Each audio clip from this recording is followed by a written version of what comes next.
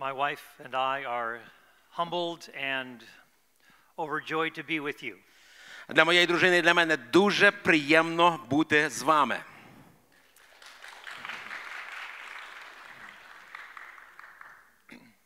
My father, Валерій Андрійович. Мій тато Валерій Андрійович. Да. Щоб ви не сумнівалися. He grew up in a town near Dnipro. Він колись ріс в одному місті недалеко від міста Дніпро. Named after his great-grandfather, Piotr. Яке було названо по імені його прадіда Петра. So, Petropol. Петрополь назва. And which is near today's Petrovia. Недалеко сьогодні біля Петрова чи Петрове. Petrovia, yeah. Петрове. And near Pятихатки and недалеко біля П'ятихаток. And in February of 1932, в лютому 32 року 1932. He had been, his father had been taken by communist radicals. Тато мого тата, його забрали, скажімо так, радикали радянські. Their farm had been taken over. Забрали їхню ферму. My grandfather was put into a labor camp. Мого дідуся забрали в табір.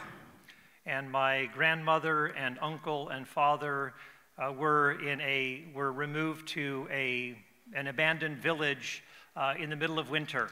А бабуся, мій дядько і мій тато були перевезені в іншу якусь місцину, село серед зими.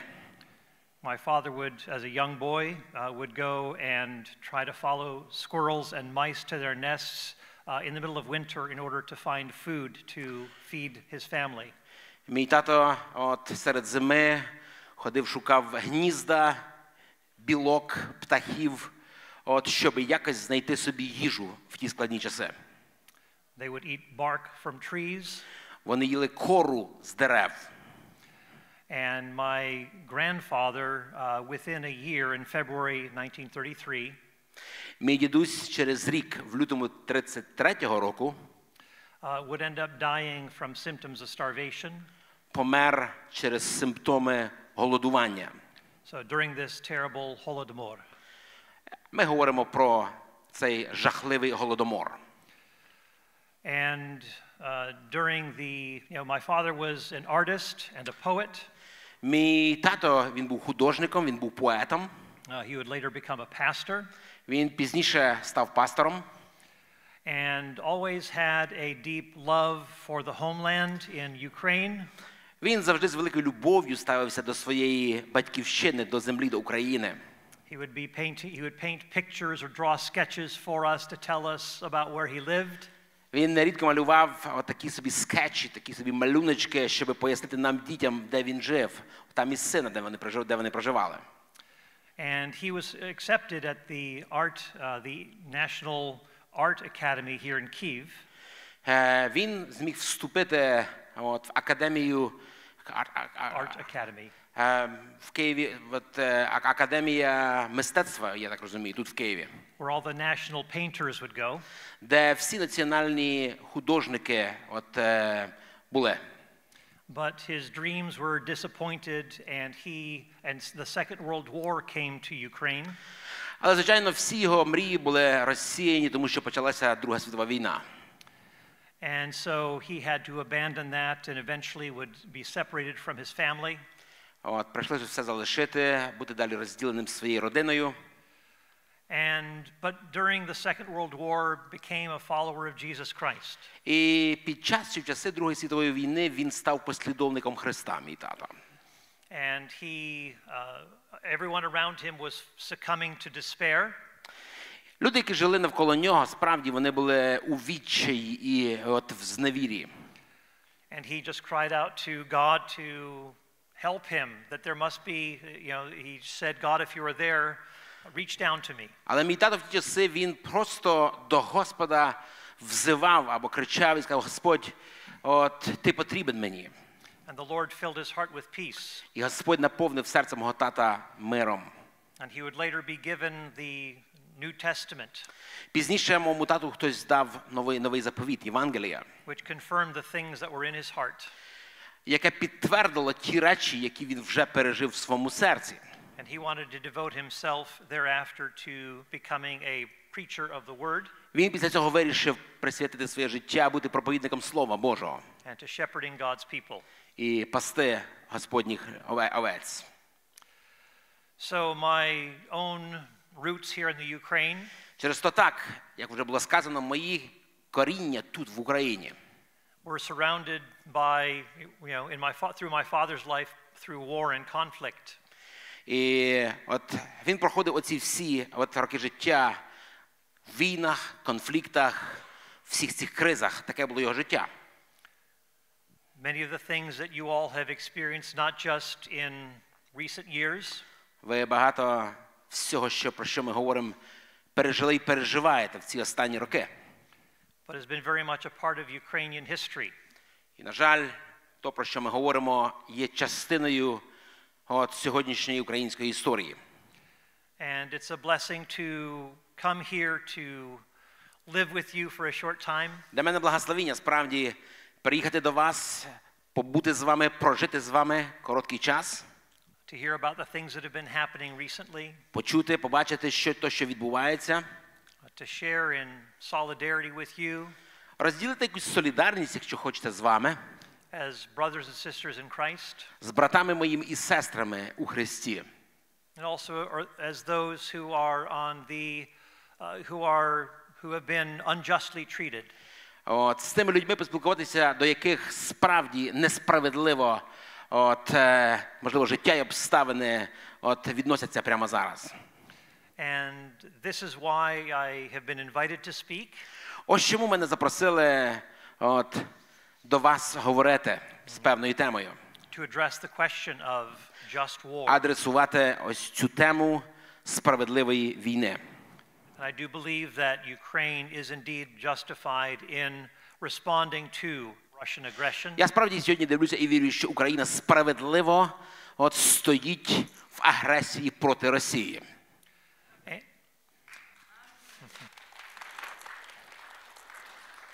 And I'm glad that our nation in America has been supporting the effort to push back Russian troops. Я дуже радий, що наша нація народу Америки, він стоїть і підтримує, щоб відкинути ворога з земель українських.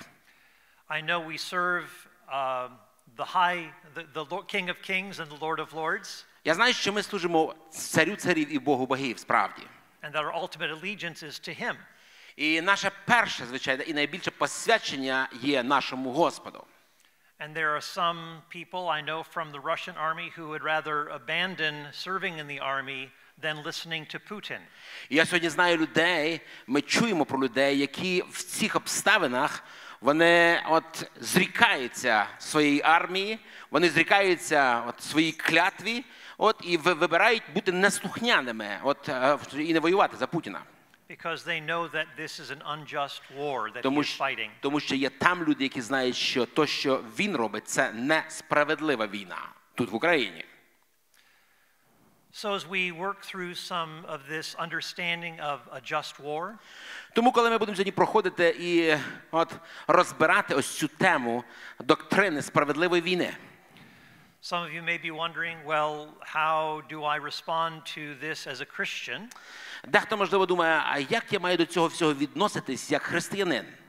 Does a just war have anything to do with the Christian faith? Справедлива війна, а ця теорія чи доктрина, вона якесь відношення має до християнської віри, в принципі, чи ні, чи не має? Shouldn't we just avoid all of this and read the scriptures and share our faith?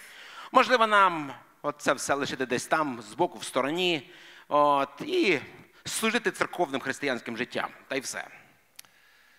Well, I think that there is a lot more of a rich understanding that we can bring to that question. Я думаю, що сьогодні, разом розбираючи тему, ми зможемо збагатити наше розуміння ось цієї теми. And that engaging in a just war is actually an act of neighbor love. І я скажу, можливо, це перша тема, що практикувати справедливу війну і є виконання заповіді от любові до ближнього. And that there are some things worth fighting for. І справді є речі, за які варто воювати. And even worth dying for. І, можливо, навіть померти варто. Є речі, за які і померти варто. And Jesus himself said, greater love has no one than this. Сам Ісус сказав, немає більшої любові, That he laid down his life for his friends. ніж покласти своє життя за друзів своїх.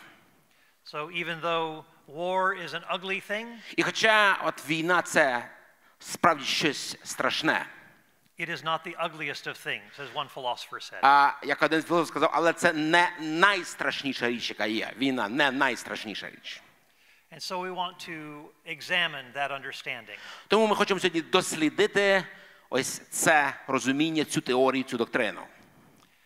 And when we think about all of the troubles in the world, Коли ми роздумуємо над цими проблемами в світі існуючими, when we think of nations like Iran and North Korea, коли ми розглядаємо і дивимося на от країни такі, як Північна Корея, Іран, terrorism through ISIS or Al-Qaeda, на тероризм, коли ми дивимося на ІДІЛ чи на Аль-Каїду, through sex trafficking that is taking place, коли ми розглядаємо взагалі ось торгівлю людьми, and even places where there is religious persecution, або навіть країни і місця на планеті, де є релігійне переслідування, can there be efforts made to respond to these with coercive force? чи є от можливість нам якось відреагувати от на це все здоровою силою, Rather than simply accepting these things as inevitable. ніж просто схилити голову і сказати, та, от цього не уникнути.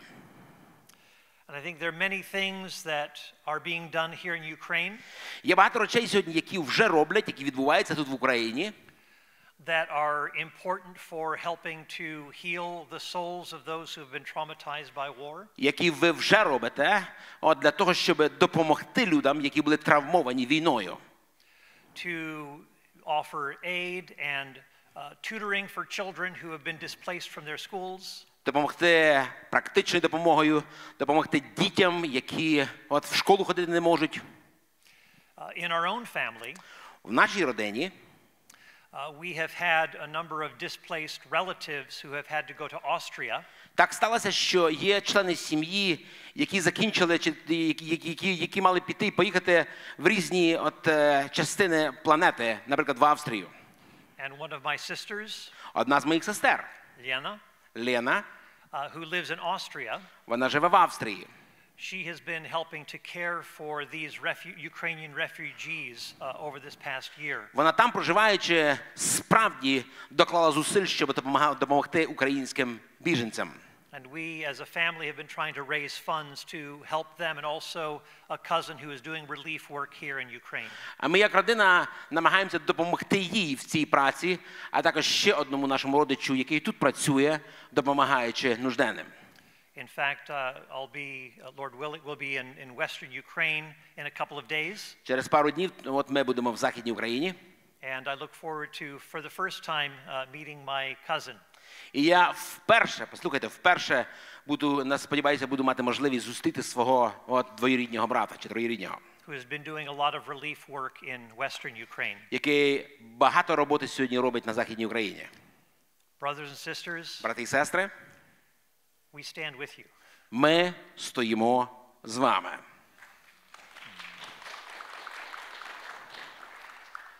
But I know that there are those who are in the church. Але я також знаю, що є сьогодні люди, народ Божий в церкві, Who take a different view on the issue of warfare. які справді мають інший погляд на питання війни і зброї. The view of Christian pacifism. От ми називаємо це погляд пацифістський або пацифісти. And what I want to do is first of all examine very briefly pacifism, Christian pacifism. Я хотів би сьогодні досить коротко, але зауважити, зупинитися і дати певні оцінки християнському пацифізму. And then try to look at what a just war is. А потім спробувати глянути і порівняти, от що ж таке є доктрина або теорія справедливої війни. and then look at how scriptures actually reinforce the notion of just war. А потім далі глянути і подивитися, що Писання, що Біблія говорить на тему справедливої війни. So let me say a few things about the position of Christian pacifism. Декілька речей про християнський пацифізм.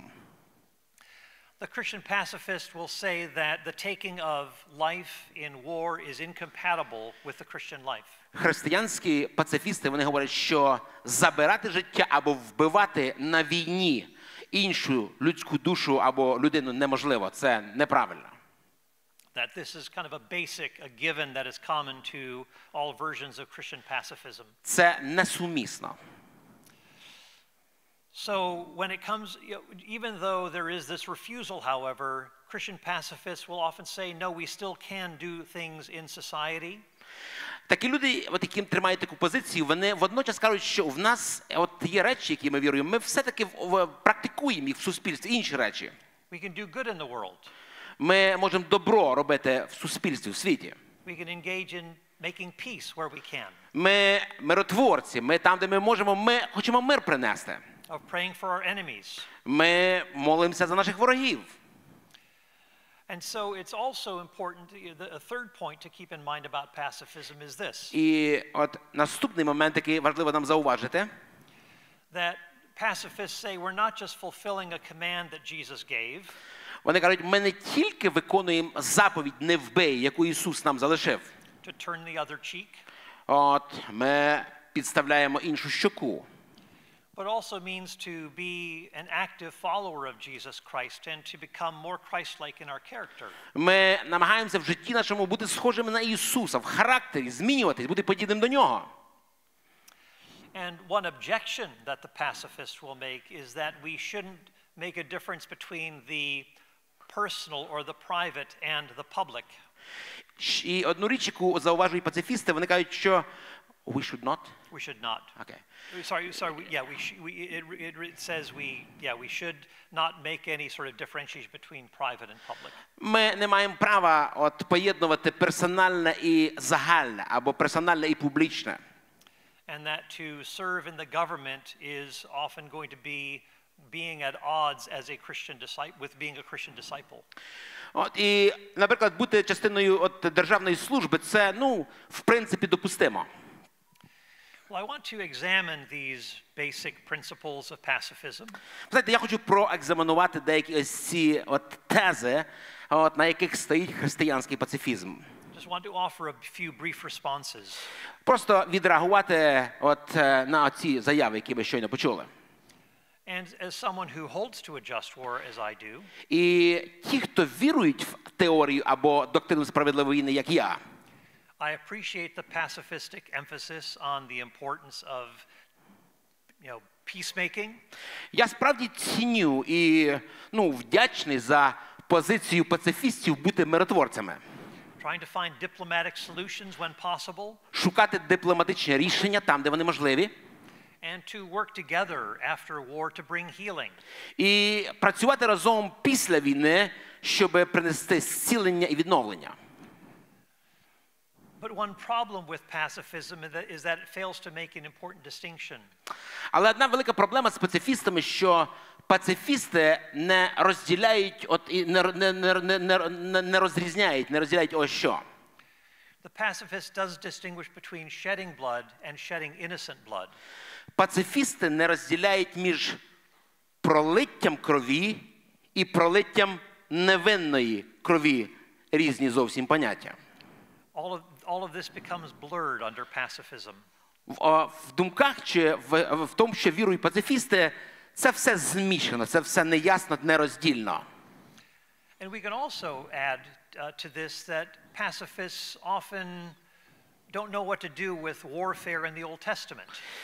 Пацифістам також складно пояснити про війну, про зброю, про смерті в Старому Заповіті.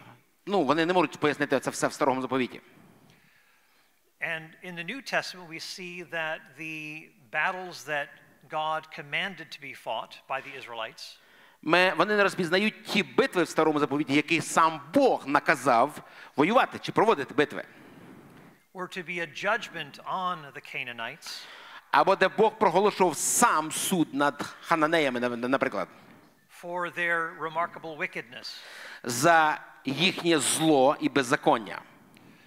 So when we look at the New Testament, it doesn't dismiss the warfare of the Old Testament. І коли ми дивимося на Новий заповіт не відмовляється від всього того, що відбувалося у війнах в Старому заповіті. Новий завіт не відмовляється, не зрікається. But sees it as fitting in with the, and again, the result of the purposes of God being worked out for Israel and for the world. Новий заповіт, він вміщає і показує ось то, що Бог хотів донести вже в Новому заповіті, поєднує з Новим заповітом. Now, when people say we ought to prefer peacemaking over force. Коли люди кажуть, краще бути миротворцем, ніж застосовувати силу. I would say we don't have to say it's either this or that. Я завжди кажу, не потрібно вибирати або. We can work at peace. Так, ми можемо і маємо працювати і бути миротворцем. And try to minimize conflict. Мінімізувати конфлікт, війну. But it doesn't mean that we shouldn't use force when there is unjust aggression. Але водночас я кажу, що ми маємо допускати застосування сили, коли відбувається несправедлива агресія. And very often the accusation from the pacifist is that how can you love your neighbor when you are engaged in warfare? Дуже часто звинувачення, яке звучить від пацифістів, як ти можеш любити свого ближнього, якщо ти застосовуєш силу проти нього. Well, keep in mind that in engaging in a just war, we are seeking to protect the innocent. Пам'ятаєте, я відповідаю, що застосовуючи силу в теорії справедливої війни, ви що робите? Ви захищаєте невинних. We're seeking to restore order so that people can live quiet, peaceable lives. Ви повертаєте порядок, мир, щоб люди далі продовжували жити нормальним життям. And we can also try to stop those who are inflicting unjust force upon others. І ми намагаємося зупинити тих, хто прийшли з агресією, з беззаконням, і хочуть воювати проти невинних. This itself is an act of love towards them. Я саме це вважаю актом любові до таких. To keep them from bringing further harm to their own souls by killing innocent people. Щоб і такі люди, агресори, вони не брали гріх на душу і не вбивали інших людей. And it doesn't mean that we have to kill the enemy. Це не обов'язково означає відразу, що ми маємо вбити ворога. That's only a last resort. Ми називаємо це крайній останній засіб. It may just be a matter of harming or capturing an enemy. І навіть коли ми застосовуємо силу, ми, можливо, ранимо, або, можливо, беремо в полон навіть того агресора, не відразу вбиваємо. Until peace is restored. Все з ціллю повернути мир і порядок. We need to remember that while all violence uses force, нам потрібно пам'ятати, що як зло застосовує кожного разу силу, not all force can be called violence. Не кожну силу ми називаємо злом. Хіба не так? Не кожну силу ми називаємо насиллям. Дякую. Proper force is directed at injustice. Справжня сила, вона застосовується проти несправедливості. It must be proportionate. Вона має бути пропорційна, ця сила, проти несправедливості. Some people say, well, shouldn't we always try to have peace? Деякі люди кажуть, хіба не правильно шукати кожного разу мир? Well, sometimes peace can be unjust. Я скажу вам, що деколи мир буває несправедливим, хіба ні? You think of when the British government made peace with Adolf Hitler. Пам'ятаєте, в історії був момент, коли британський уряд, він склав мир з Гітлером. And Neville Chamberlain came back to Britain saying that we will have peace in our time. Чемберлен повернувся додому і каже, що а тепер ми матимемо мир в наш час. And so they would just allow the Nazis to go into Czechoslovakia. Таким чином вони дозволили нацистам захопити Чехословакію. And then that would be the end of the matter. І думали, що на цьому все закінчиться. That was an unjust peace. Але ми знаємо, що то приклад несправедливого миру. It's not to be peace at any price. Тобто це не мир любою ціною. Peace may be unjust. Тобто ще раз ми говоримо, що мир, якого ми всього хочемо, він буває несправедливий. And this is what is called appeasement. Appeasement? Appeasement, kind of compromising. І це те, що ми називаємо не миром, а компромісом. And Winston Churchill said this about this kind of compromise. Цікаво про це сказав Вінстон Черчилль, про цей компромісний мир. This kind of compromise is like feeding a crocodile. Каже, цей мир компромісний, це все одно, що годувати крокодила. And hoping that he will eat you last. І надіятись, що він тебе з'їсть останнім. So when we think about peace, that's not the final word. Тому, коли ми говоримо про мир, ми не вживаємо це слово чи поняття як останнє. We have to ask, is the peace just? Ми задаємо питання, чи цей мир справедливий. Не просто мир, а чи цей мир справедливий. Ось останнє слово, яке ми вживаємо. And think about this. Подумайте ще. What if a society were comprised just of pacifists? Подумайте, надумайте, аби все суспільство складалося тільки з пацифістів.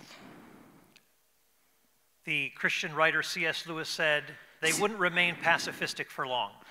C.S. Lewis, автор, колись сказав такі слова, що такі люди, які вибрали бути пацифістами, і всі були б пацифістами, вони б недовго були пацифістами. They would either be taken over by another country.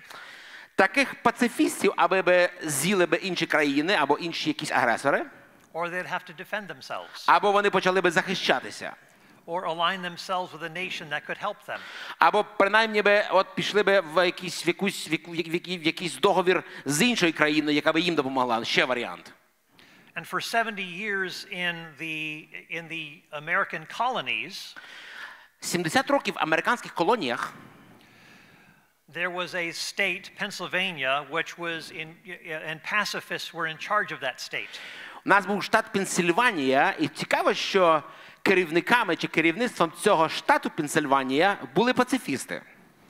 And those who were in charge of the state didn't want to get their hands dirty.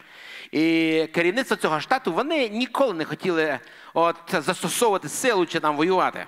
They didn't want to use force themselves. Самі не хотіли воювати.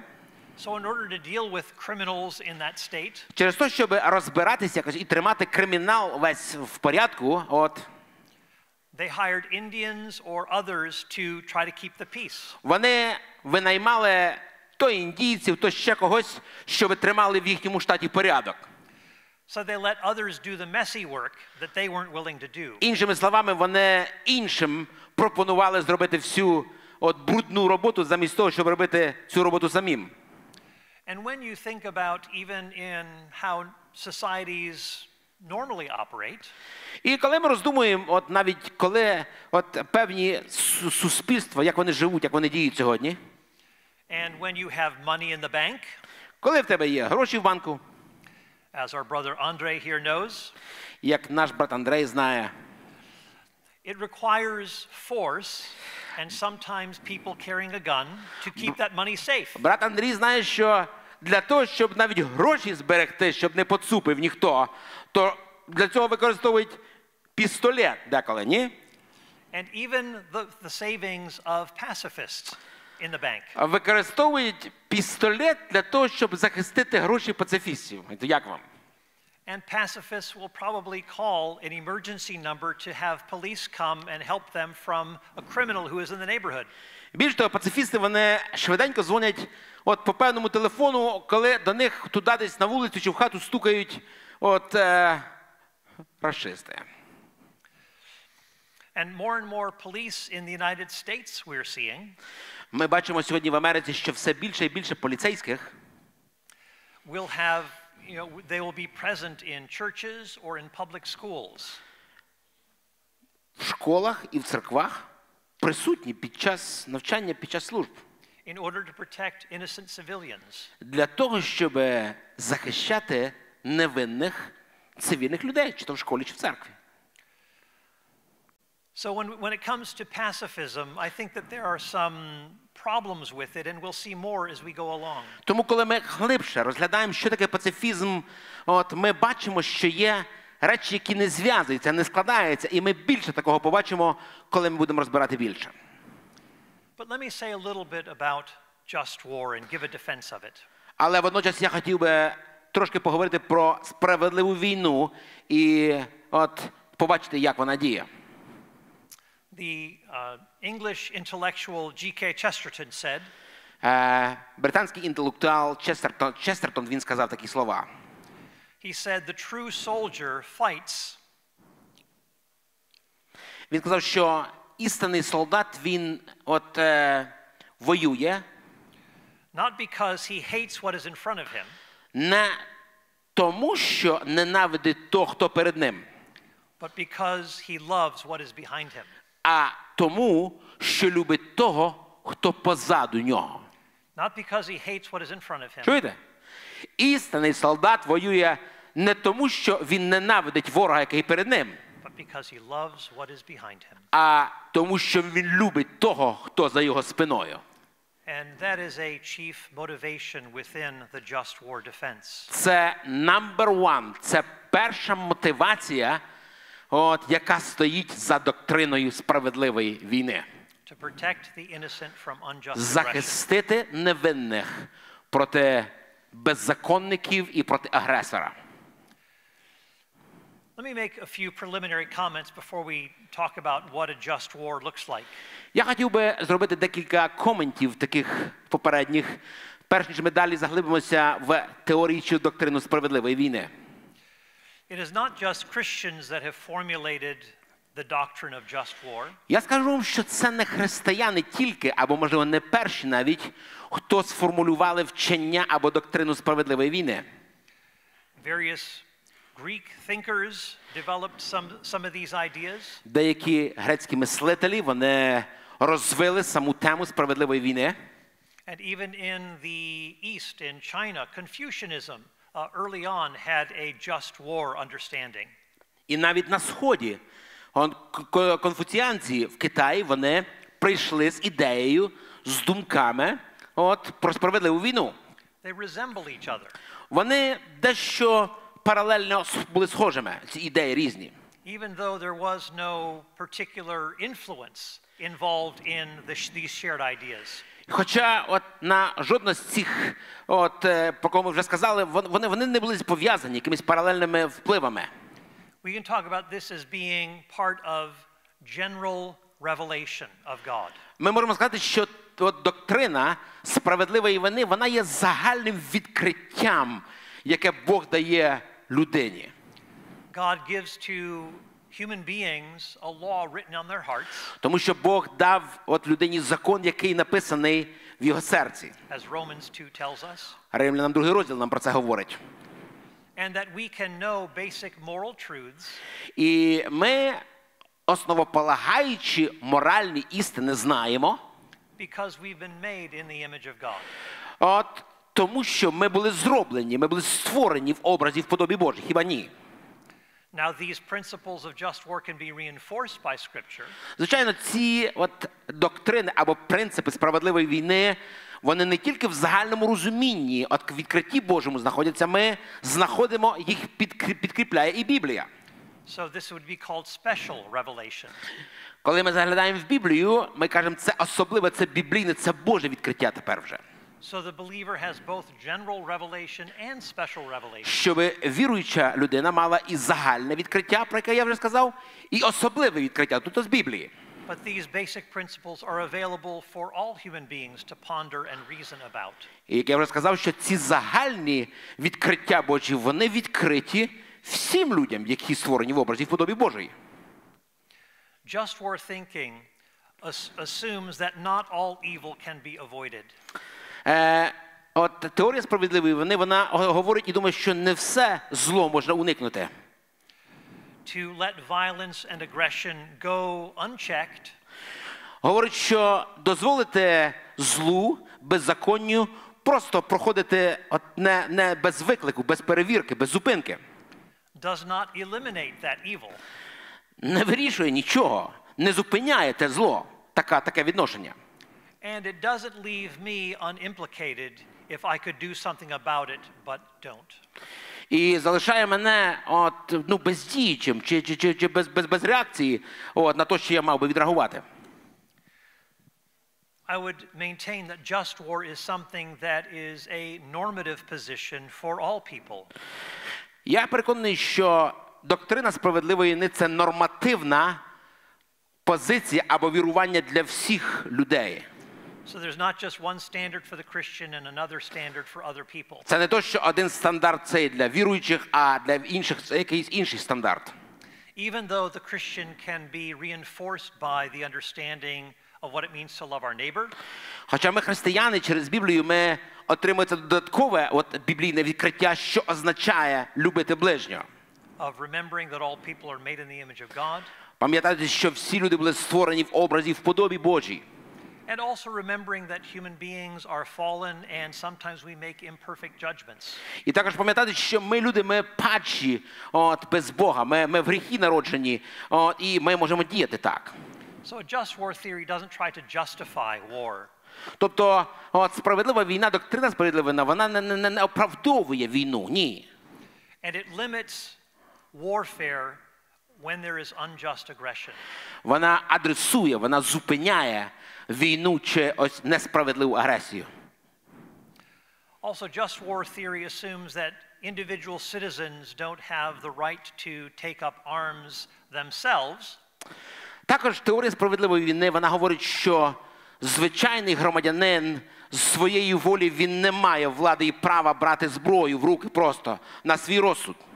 But there has to be a just authority that justifies the use of force, lethal force even. Навпаки, воювати справедливо можна і дозволено тільки під дією або керівництвом влади.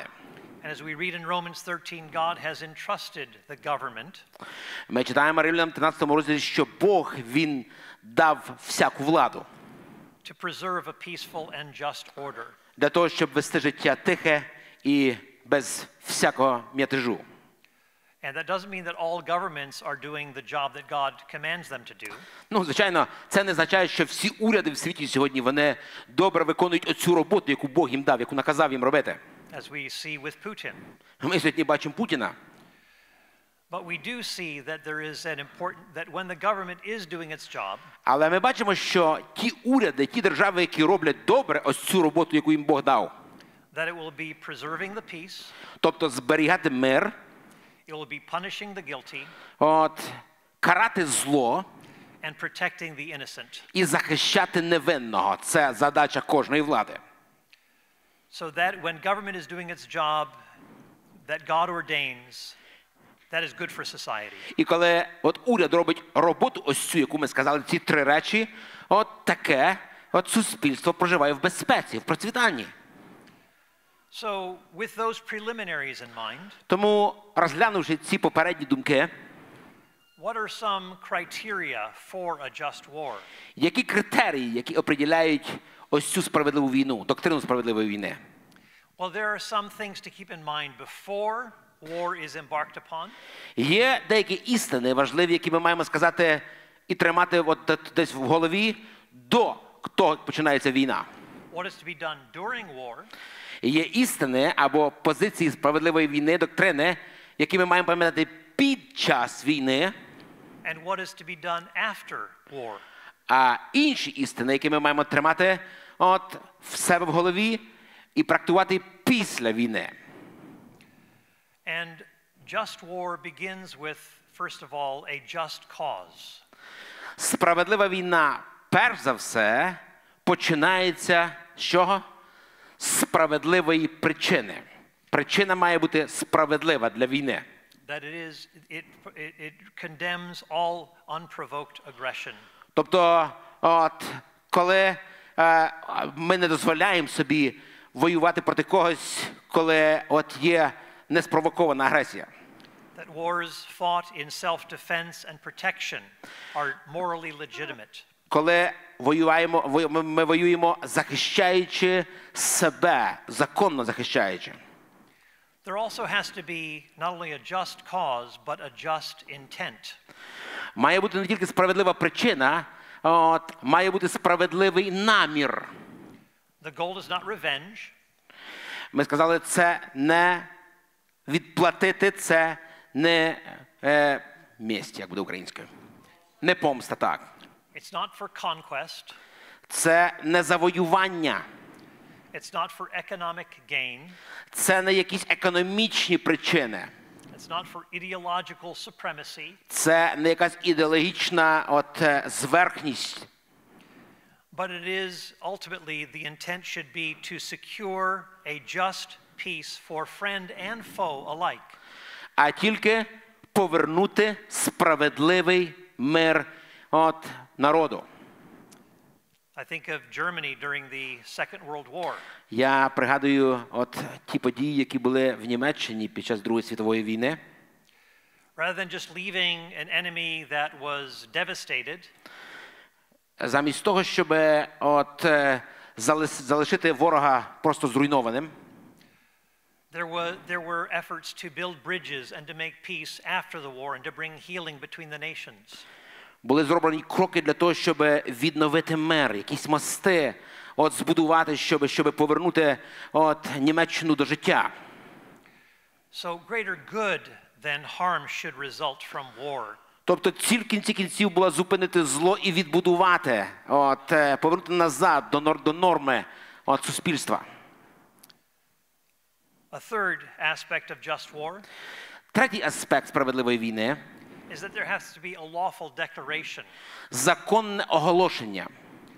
That only the state, not individuals or groups within the state, тобто не якісь групи, не якісь особистості, а тільки легітимна державна влада. only the government can legitimately exercise the authority to initiate war. Має право ініціювати війну. So a just cause, ми сказали, справедлива підстава для війни. A just intent, справедливий намір, номер 2. A lawful or just declaration. І законне оголошення, номер 3. And fourthly, it should be a last resort. І четверте, це війна справедливо практикується тільки як найостанніший засіб, останній засіб. Is it possible to do any further negotiation? Коли вже неможливі більш ніякі переговори. To find pathways to peace without going to war?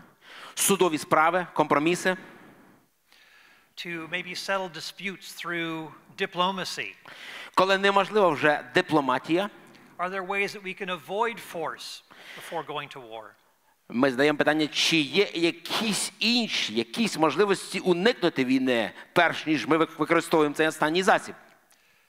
On the other hand, з іншої сторони, there may be reason to say we have done enough. This person is showing no indication of trying to find peace with us. Приходить момент, коли ми кажемо всі засоби були вжиті, спроби були зроблені.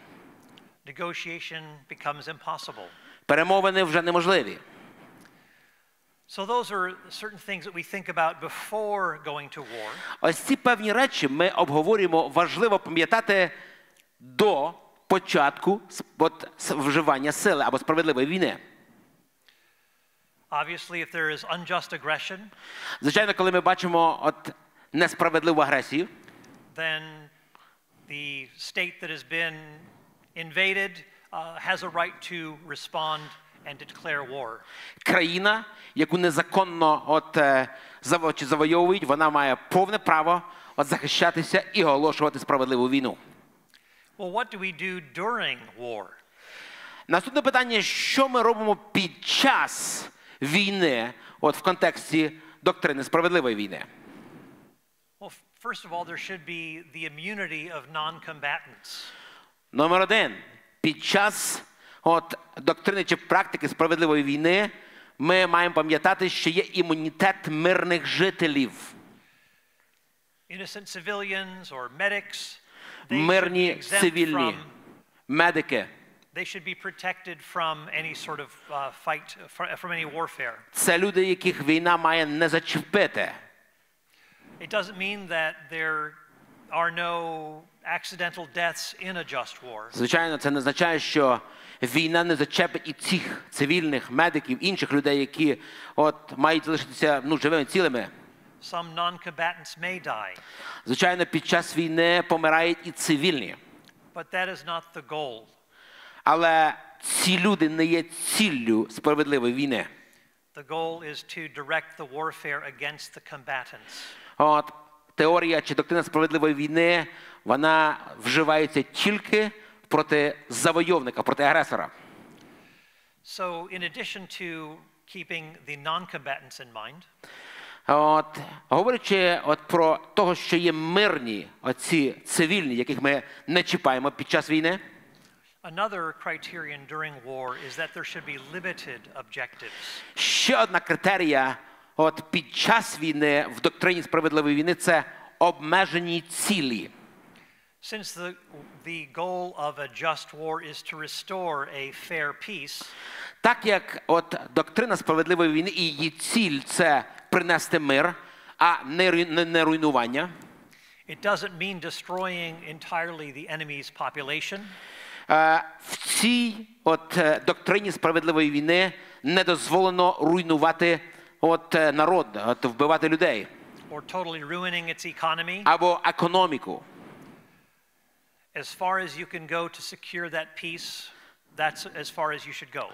Наскільки можливо потрібно залишити цілими, неушкодженими ось ці речі, про які ми говоримо. Тобто є обмежені цілі, то, чого не можна руйнувати. Sometimes decisive force is needed to get to that point. Деколи потрібно вжити силу, щоб дійти, зробити певну роботу. But trying to keep things, trying to keep the objectives limited. Але потім пам'ятати, що є обмежені цілі, є речі і величини, які не можна, не потрібно руйнувати.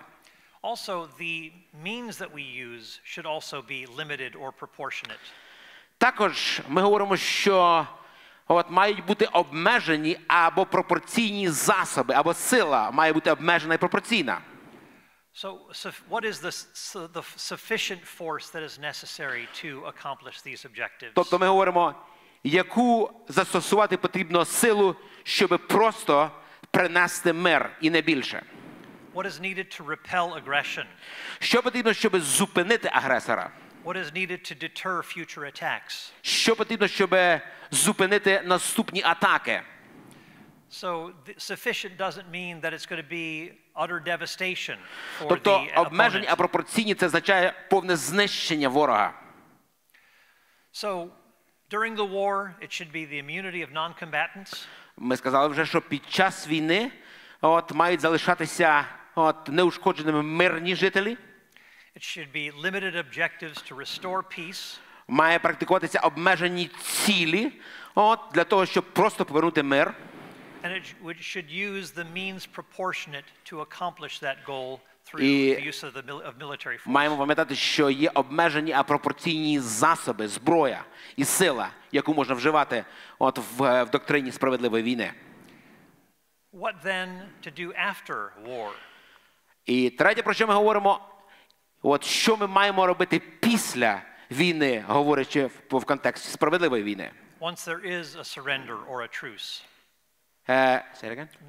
What do you do once there is a surrender or a truce? Коли повернувся мир, коли є здача ворога, агресора. Well, first of all, order needs to be restored. Перше, після війни має повернутися порядок. To establish and ensure that there will be domestic and international security. Тобто і внутрішня, і зовнішня має бути безпека. Люди мають повернутися в безпеку, в порядок. As well as restoring proper governance within a nation. Повернути уряд на своє місце. So after the Second World War, після Другої світової війни, in Germany, you may remember the Nuremberg trials. В Німеччині ми всі пам'ятаємо, чи читали в історії, оцей Нюрнберзький процес. Where Nazi leadership were tried, and a number of them were either imprisoned or put to death. Де нацистський уряд когось стратили, когось послали в тюрму, інші дії над ними зробили. The ideology of Nazism was dismantled. Ідеологія нацизму була справді зречена, від неї відмовились. And a democracy was put into place. Демократія була започаткована там, де був нацизм. This was part of the restoration of order in that land. Тобто ця дія є поверненням порядку від злого до позитивного доброго. Another thing is justice. Ще одна річ, яка має відбутися після війни, це справедливість. What just punishments are due to those Nazi leaders? Це потрібно проявити справедливі покарання і відшкодування збитків. What restitution is called for? Повернення всього того, що було зруйноване. And for many who were Jews in Germany, для багатьох євреїв, які в той час жили в Німеччині, or who had survived concentration camps, ті, хто пережили тим більше ці всі табори смерті, the German government actually took steps to restore the things that were taken from the Jewish population. Німецький уряд зробив багато, щоб повернути те, що було вкрадене, зруйновано у євреїв. That was an appropriate outcome. Це справедливий, скажімо так, результат повернути справедливість. And then there is what's called conciliation. І ще, що ми маємо сказати, має відбутися після війни, це примирення. How can both parties imagine a future together? How can they move forward together? Як дві конфліктуючі сторони, вони мають жити, співіснувати далі? So keep in mind that the exertion of just war has brought an end to Nazism, fascism, and Soviet communism. Пам'ятайте, що саме практика доктрини справедливої війни, вони привели до кінця нацизму, і принесли мир, порядок, скажімо так, в Німеччину. We can also keep in mind that the possession of a strong military may itself be a deterrent. Ми маємо також пам'ятати, що наявність сильної армії дуже часто це вже застереження ще до початку війни, якщо така армія є. Without firing a single shot, навіть без використання жодної кулі. Just knowing that there is a powerful force. Тобто, коли ворог або агресор знає, що є з другої сторони потужна сила, can keep rogue nations from causing trouble. Яка не дасть нагоди зробити зло. And also it's important to remember that other nations can become accomplices to evil through doing nothing. Також потрібно пам'ятати, що і інші нації, вони можуть бути задіяні в агресію, просто нічого не роблячи, просто спостерігаючи. Now those are a few things to keep in mind about just war. Ось деякі тези важливі, які ми сьогодні з вами проговорили, які стосуються доктрини або теорії справедливої війни. Now it doesn't mean that a just war will always be perfectly carried out. Звичайно, говорячи про справедливу війну, ми ні в якому разі не говоримо, що всі пункти завжди виходять ідеально чи правильно. There may be missteps and bad judgments here and there. Справді, війна така штука, що якісь речі були оцінені, а в результаті і дії були зроблені неправильно. Perhaps due to lack of information. Можливо, за недоліком інформації. Human frailty. Людська, знаєте, ось ця слабкість. And so we understand that there will be some imperfect judgments made during the course of a just war. Тому ми розуміємо, що під час війни є неправильні, неточні якісь дії, вчинки з різними результатами. But it doesn't mean that we should lose sight of the big picture. Але це не означає, що навіть коли щось не вийшло, що ми маємо відмовитись від цієї великої картини, яку ми проговорили з вами. For example, my mother, who was born in Riga, Latvia, наприклад, моя мама, яка народилася в Ризі, в Латвії, Some of her relatives were in Dresden, Germany when it was bombed. Деякі родичі моєї мами, вони знаходились в Дрездені, в Німеччині, коли бомбили Дрезден. And two of my great aunts and a great uncle were there. Мої прадіди, прадядько і прабабуся, пратітка, перепрошую, були там в той час. And while the bombs were falling on Dresden, Germany, І коли бомби падали на Дрезден, Німеччина, my relatives were entrusting themselves to the Lord, preparing to die. Мої родичі, мої близькі, вони себе довіряли Господу, вони були готові померти. But yet they somehow survived the bombing. Але водночас Бог спас їх, вони пережили ті страшні бомбардування. But that was an attack that was strictly on a civilian city of no military interest. Але та атака, вона була проведена, те бомбування на цивільних людей, де не було жодної мілітарної чи військової причини бомбити тих мирних цивільних людей. And even though there is general agreement that fighting against Nazi Germany was the right thing to do. І хоча було загальне таке домовлення, що руйнувати чи зупиняти чи воювати проти нацизму було правильно. There is a general agreement that Dresden should not have been bombed.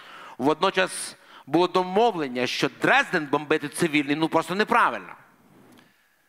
So just because there may be some misjudgment, it doesn't mean that the cause and basic strategy of the war should not be carried out. Знову говоримо, що навіть тоді, коли під час війни якісь ці пункти з різних причин не виконані або щось відбулося неправильно, це не означає, що ми маємо відмовитись від ось цієї картини доктрини справедливої війни, яку ми сьогодні намалювали. Well, this brings us to the question, how does this fit with Scripture? І в кінці кінців нам потрібно задати, мабуть, найважливіше питання. Як це все складається з Біблією, з Божим Словом? Well, a lot of pacifists will look to the Sermon on the Mount as their starting point. Багато пацифістів, вони своє вірування починають з Нагорної проповіді Ісуса Христа. We need to turn the other cheek. Де написано, що ми маємо повернути іншу щоку. And so what Jesus is saying in Matthew 5 needs to be properly understood.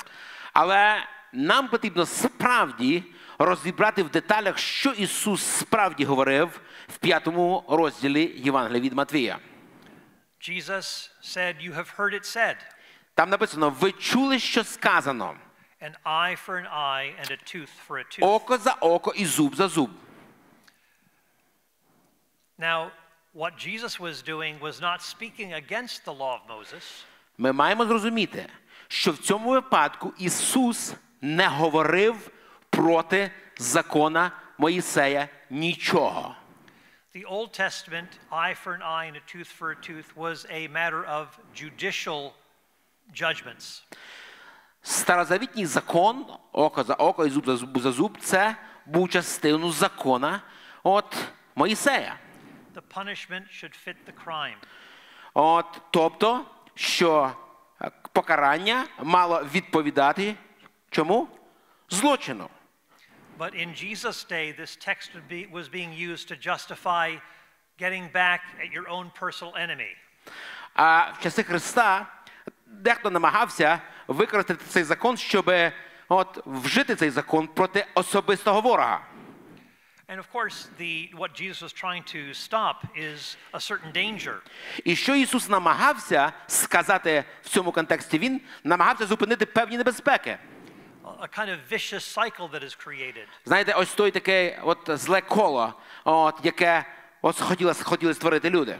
If you did this to me, I'm going to do that to you. Тобто, ти зробиш це мені, я це зроблю для тебе. And then that person says, well, if you did that to me, I'm going to do that to you. А той казав: ні, ти мені зробиш, то я тобі ще то зроблю. And usually it creates an escalating cycle. І це створювало цей ескалюючий такий процес між людьми. Jesus he said, I say to you, you should not resist an evildoer. І Ісус сказав, що я кажу вам, що не протився злому. That's how it's commonly translated. От як часто тлумачиться цей текст. And of course, a lot of pacifists will say we don't resist.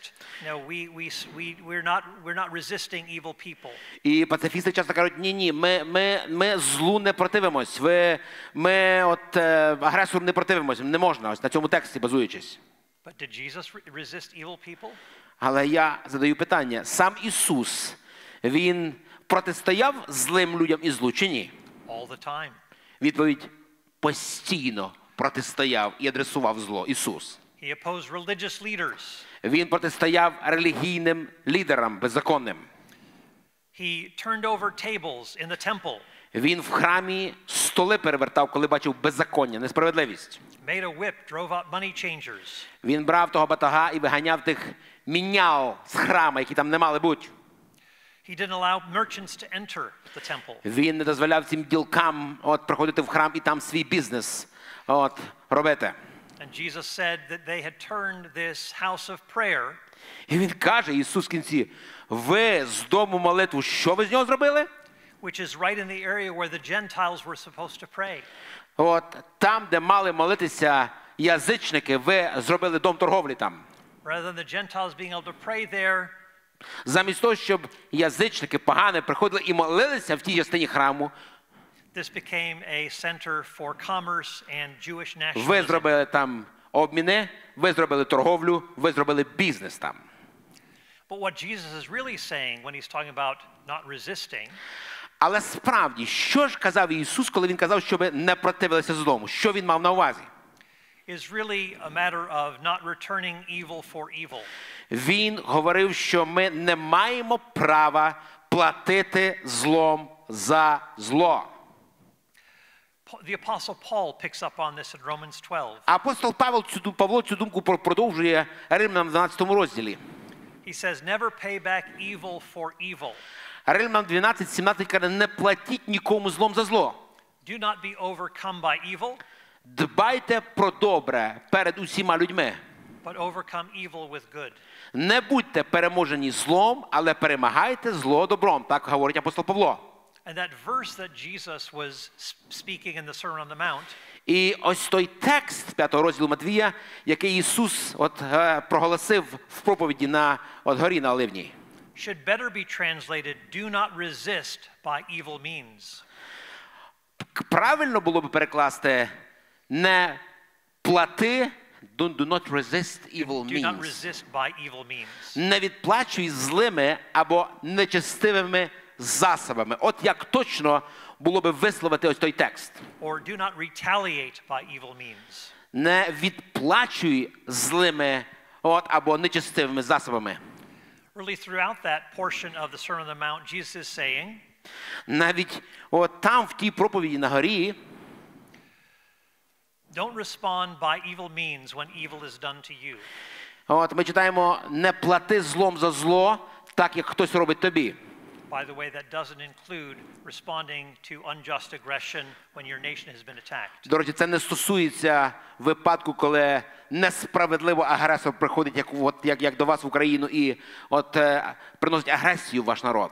That's responding by just means to evil aggression. Це дія, вона підпадає під доктрину справедливої війни, коли ми зупиняємо агресію.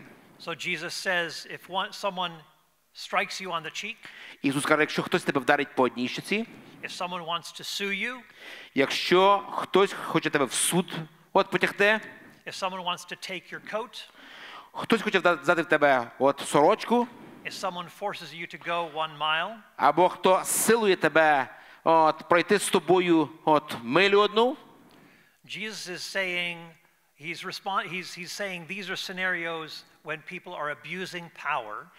Ісус каже, що це практикується в випадках, коли люди неправильно вживають силу. And they are personally hostile to you. І вони персонально агресивні до тебе.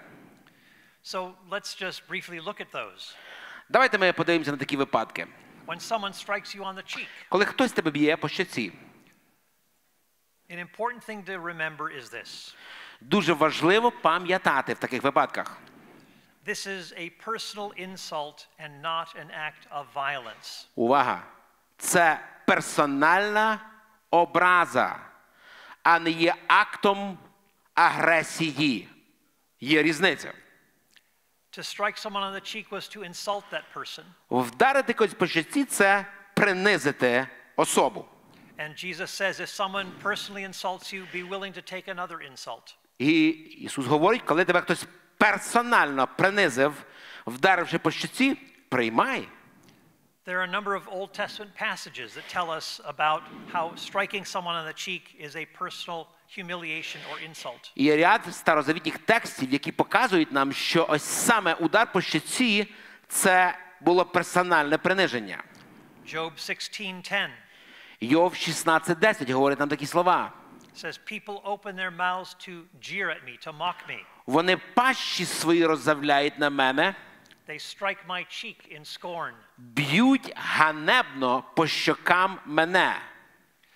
Psalm 35:15. Псалом 34:15. The smiters slandered me without ceasing. Напасники кричать і не вмовкають. Lamentations 3:30. Плач Єремії 3:30 говорить такі слова. Let him offer his cheek to the one who would strike him. Хай щоку тому підставляє, хто його б'є. And let him be filled with disgrace. Своєю ганьбою насичується.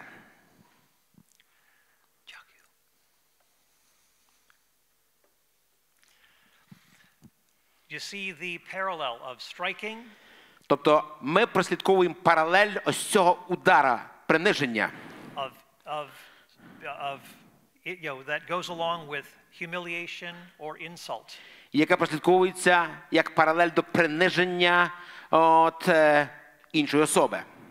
Even when Jesus was on trial, Слухайте, навіть коли Ісуса допитували, John 18 tells us that when he was struck, Івана 18 розділ говорить такі слова.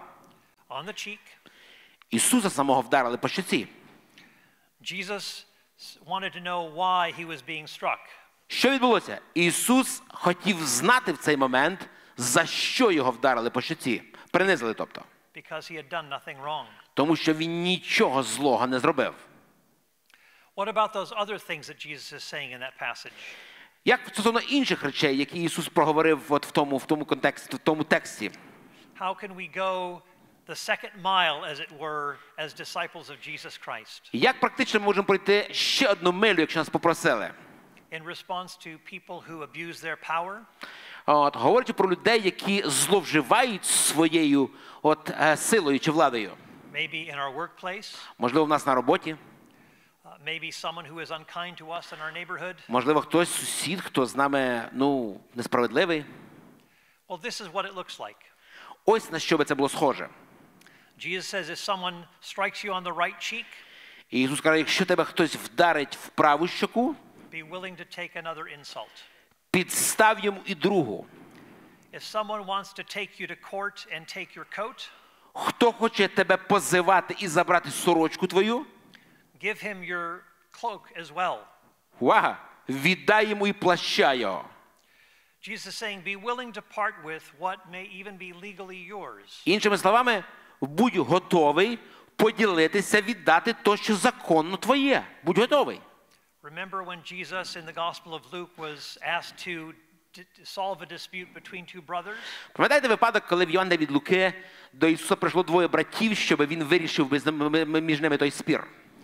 Said, Lord, arbitrate between me and my brother about our inheritance. А один каже, Ісус, Господь, розділи нас, розсуди нас між нами.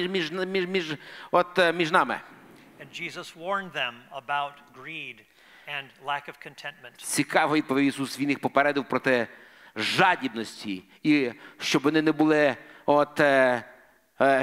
задоволеними. In some cases, when it comes to inheritance, В деяких випадках, коли ми говоримо про спадок, something may be legally yours. Деколи ми щось законно отримуємо в спадок. But sometimes it will bring all sorts of family dissension. Але якщо ми діємо, добуваючи спадок любою ціною, це може принести в сім'ю, в рід, серйозне розділення. Some people, rather than fighting for what might be legally theirs, Деякі люди замість того, щоб воювати за свій законний спадок, would rather just say, I'd rather be at peace with people rather Скажуть, than ні, trying to fight over money. я краще буду в мирі, ніж я буду за цей спадок воювати, за ті гроші чи за ось ще щось інше.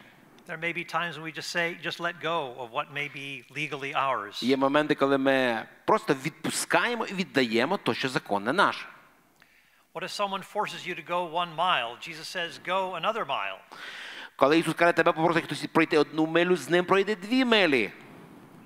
Jesus was saying, be willing to go beyond certain demands that are forced upon you. Іншими словами, Ісус каже, що будь готовим пройти навіть більше, ніж то, от що законно ти маєш зробити. Someone asks you, someone at work takes advantage of you and says, do this. Хтось на роботі прийшов і каже тобі, ти зробив це, але зроби ще і ось це. Jesus saying, do something surprising. Ісус каже, в таких випадках здивуй їх чимсь, зроби щось для них, що вони повірити зможуть. Asking that boss, can I do some more? Зробив те, що треба, зробив те, що попросили, а потім кажеш, а ще що тобі зробити? Давай, я зроблю. Or doing something kind for your boss. Або зробити щось приємне для твого боса. Ось це і є дія ще одної милі. Even if that person has not been kind to you. Якщо навіть та особа, той бос, він не дуже приємний тобі. Also in the Sermon on the Mount, Також в цій проповіді Нагорній Jesus says, give to the one who asks from you. Ісус каже, дай тому, хто тебе просить. Here Jesus wasn't saying, give anything to anyone who asks you. Ісус не каже, кожен раз, у кожному випадку віддай все той, хто тебе просить. Він так не говорить. I just gave the example of Jesus who did not enter into that dispute with the two brothers. Я щойно вам розказував приклад, коли Ісус не увійшов в диспут чи в спір між братами, які ділили спадок. There were times when people said, give us a sign, Lord. Були випадки, коли люди приходили до Христа і казали, дай нам знамення. And Jesus refused. Ісус сказав, не дам. The point here is that Jesus is saying, be generous in spirit without showing favoritism. Тобто Ісус говорить, що будьте щедрими духом, але не будьте лицеприятні. Don't say to this person, oh, he's wealthy, he can pay me back. Ніколи не кажіть, ну, ось цей багатший, цей впливовий, я для нього зроблю щось, він мені щось відплатить. I'll give to him. Цьому я зроблю. But that person over there А той? probably won't be able to pay me back. Та, що він мені зробить, що він мені дасть? So I'm not going to help that person. Тому ні, не допоможу. Jesus is saying, give without calculating what you'll get back. Ісус каже, роби оці речі без калькуляції, без розсудження, хто що тобі віддасть і відплатить чи не відплатить.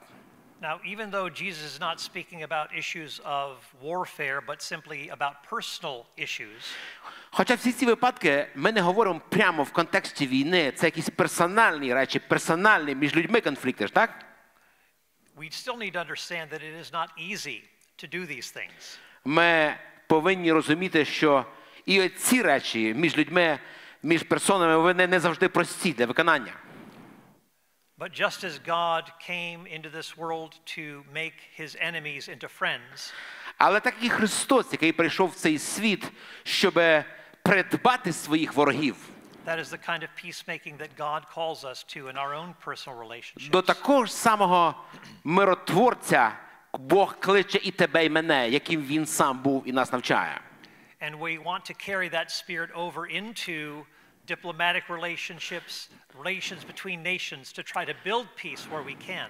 Ми цей дух, це відношення хочемо практикувати і між народами, між державами, в дипломатичних відносинах, між країнами. So we would say in some ways there is no distinction between the private and the public. З однієї сторони ми говоримо, що немає різниці між персональними конфліктами і глобальними, публічними. That our Christian commitment should carry forth into being peacemakers in the world. Де християнське це посвячення миру, воно проявляється скрізь і на персональному, і на різних рівнях. We've looked a little bit at the Sermon on the Mount. Ми сьогодні трошки розбирали з вами Нагорну проповідь. Let's briefly look at a few other scriptures. Давайте ми ще швидко подивимося декілька текстів. It's important to remember that Jesus did not come up with the idea of loving your enemies. Нам важливо розуміти, що Ісус не прийшов з ідеєю перший любити ворогів. We see even in the Old Testament a command to love your enemies. Слухайте, ми навіть в Старому Заповіті прослідковуємо ось цю ідею любити ворогів. Exodus 23. Книга Вихід, 23 розділ. Your enemy's ox is wandering away. Коли стрінеш вола свого ворога або осла його, що заблудив, Return it to him. то поверни його господарю. If the donkey of one who hates you is lying helplessly under a load, Коли побачиш осла свого ворога, що лежить під тягарем своїм, you shall release it to him. от не гайся помогти йому. Help him out. От конче поможеш разом із ним. Proverbs 25. Притчі 25 розділ. If your enemy is hungry, give him food to eat. Якщо голодує твій ворог, та нагодуй його хлібом. If he's thirsty, І як спрагнений, give him water to drink. дай йому води. And Paul quotes this in Romans chapter 12. Апостол Павло, він цитує ось цей текст з приповістей в Римлянам 12 розділі. So in the Old Testament you had the personal level. Тобто в Старому Заповіті ми, очевидно, прослідковуємо ось цей персональний рівень. And the state level. І державний рівень. The private. Приватний. And the official. І офіційний. So there was no dichotomy or problem seen in having these two roles within a society. Тобто там не було конфлікту між цими двома ролями, персональним і державним. Also, we need to keep in mind that God, though he loves all, will also bring judgment on those who rebel. Ми також маємо розуміти, що Бог, який є любов і миротворець, він той Бог, який приносить покарання проти бунтарів. You see, Jesus didn't just speak words of love and loving your enemies and turning the other cheek. Ісус навчав не тільки любити ворогів, не тільки бути миротворцем і підставляти іншу щоку. There is a great severity to Jesus as well. Ми бачимо, що Ісус проявляв строгість і законність багато разів. In Matthew chapter 18, Jesus says, В Матвія 18 розділі Ісус говорить такі слова. He says, it would be better to have for a person who leads one of his disciples astray. Краще б такому було, коли б жорно млинове на шиї йому почепили і його потопили. To have a millstone hung around his neck and drown in the depths of the sea. Yeah, go ahead. In Jude 5, Юди 5 вірш. it says that Jesus, Тут написано, а я хочу нагадати вам, who saved a people out of the land of Egypt, що Ісус, який хотів щораз... Are you reading the text? who saved a people out of the land of Egypt. А я хочу нагадати вам, щораз усе знаєте, що Ісус визволив людей від землі єгипетської. He afterwards destroyed those who did not believe. Згодом вигубив тих, хто не вірував. This is Jesus engaging in severe judgments. Це Ісус, який є справжнім суддею. So, Revelation chapter 6. Відкриття 6 розділ. Where there are martyrs who have been put to death for their faith. Були ті, які заплатили життям за свою віру. And these are redeemed martyrs in heaven. І це викуплені на небі ті, кого стратили. And they're saying, "How long, O Lord?" І тут написано, і коли п'яту печатку розкрив, я побачив від жертівника душі побитих на Боже Слово за свідченням. І кликали вони гучним голосом, аж доки владико святий. They're calling for God to avenge their blood that has been shed by those who dwell on the earth. Та праведний, що роблять ці? Коли ти будеш судити і не мститимеш тим, хто живе на землі за кров нашу. So we see that in the New Testament, ми бачимо, що в Старому Заповіті there is severity, not just God's love and kindness. Є строгість і законність, не тільки любов і миротворство. Also, the book of Proverbs reminds us the importance of rescuing those who are in danger of death. Також в книзі притч ми знаходимо, як важливо рятувати тих, хто був взятий на смерть. Which requires coercive force. А що потрібно, щоб врятувати взятих на смерть? Силу. Proverbs 24:11 says, Притчі 24:11 говорить: rescue those being led away to death, hold back those staggering toward slaughter. рятуй взятих на смерть, також тих, хто на страчення хилиться. So another point that's important to keep in mind here is that God's love is not opposed to God's wrath. Пам'ятаємо, що Божа любов, вона ніяк не перечить його гніву і його строгості. Just as engaging in a just war is not opposed to love either. Так само, як практика справедливої війни не є чимось, що заперечує любов Божу. God resists evil persons who degrade, harm and dehumanize others. Бог протистоїть. Він є суддя злим агресорам, які приносять агресію. I could say a little bit more about this, but let me just skip ahead a little bit further. Можна було більше говорити про це, але я трошки пришвидшуся. The scripture doesn't condemn all coercive force, but sometimes supports it in just cases. Біблія не завжди протистоїть цій корпоративній силі, а підтримує її також. And there are some passages that do lend support to the idea of just war. І є тексти Святого Письма, які підтримують справедливу війну. So there's Ecclesiastes 3:8, which talks about a time for war. Еклезіаста 3:8 говорить такі слова: час війні і час миру. Proverbs 20:18. Притчі 20:18. Make war by wise guidance. Війну провадь мудрими радами. Proverbs 24:6. Притчі 24:6. The abundance of counselors brings victory. Спасіння в численності радників. Luke 14, Jesus tells a parable. Луки 14 Ісус розказує притчу.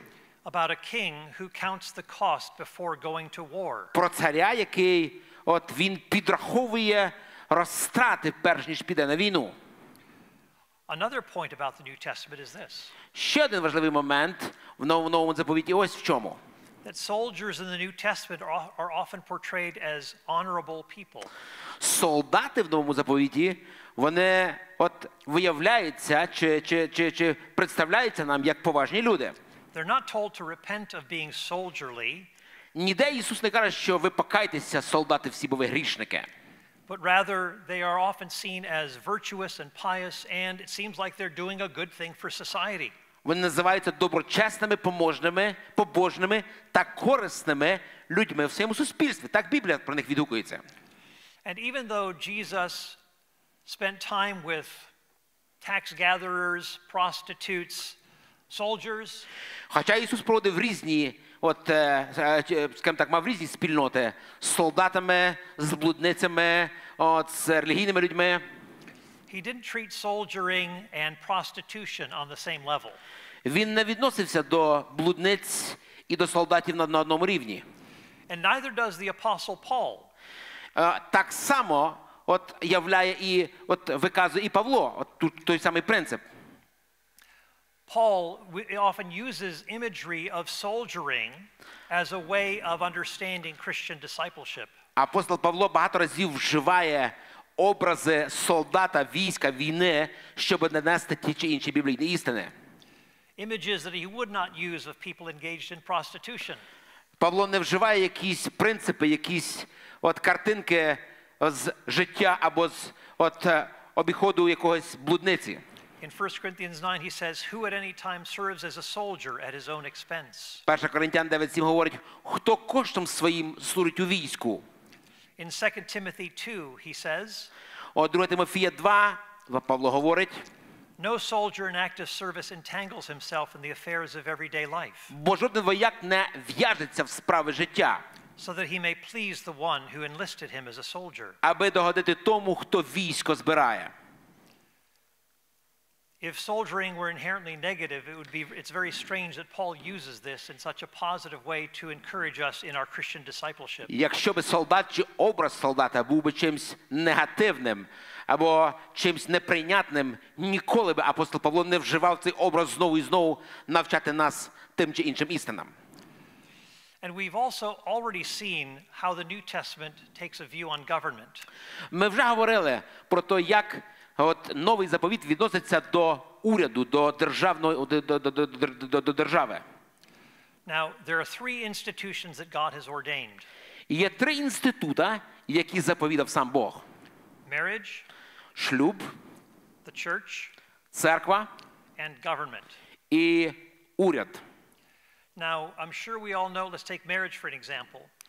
Ми всі розуміємо про інститут шлюбу. Even though marriage is made in heaven, і хоча шлюб він заповіданий на небі, there are some people who just should not get married. На землі є люди, яким краще не одружуватись. It would be a disaster. Тому що для них це буде катастрофа.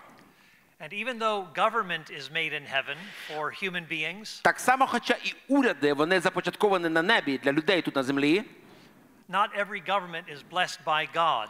Не всякий уряд він благословений Богом. When they don't rule properly. Коли цей уряд він неправильно діє. As I said before, when governments punish the guilty, коли уряд він карає винуватих, Romans 13. Це Римлянам 13 розділ. When they preserve the peace, коли уряд, як ми говорили, він захищає мир, as 1 Timothy 2 says, 1 Тимофія 2 ми говорили. And when they protect the innocent, коли уряд захищає невинних, then they are doing what God commands them to do. В цих трьох випадках такий уряд виконує те, що їм наказав Бог. Now here's a very interesting passage from Acts 23. Знаєте, є один досить цікавий текст з Дії святих апостолів 23 розділу. When the apostle Paul's life is under threat. Ми знаходимо в цьому тексті, коли життя апостола Павла, воно в небезпеці. He relies on the Roman military to protect him. На кого покладається апостол Павло? Та на римського солдата, щоб захистив його в певному випадку. Хіба не так? Пам'ятаєте? And Paul gets a military escort out of Jerusalem to a safe place. Пам'ятаєте, коли військовий римський група солдат, вона спасає його з складної ситуації. And there are 470 soldiers who escort Paul out of Jerusalem. 470 солдатів, вояків, вони спасають апостола Павла з тої складної, такої небезпечної ситуації. Let me in closing just say something about the early church and soldiering. На закінчення я хотів би дещо сказати про першоапостольську церкву і військо або солдатів.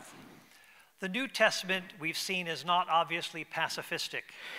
Я сподіваюся, що ми вже бачимо сьогодні, що ні в якому разі ми не можемо назвати новий заповіт пацифістським.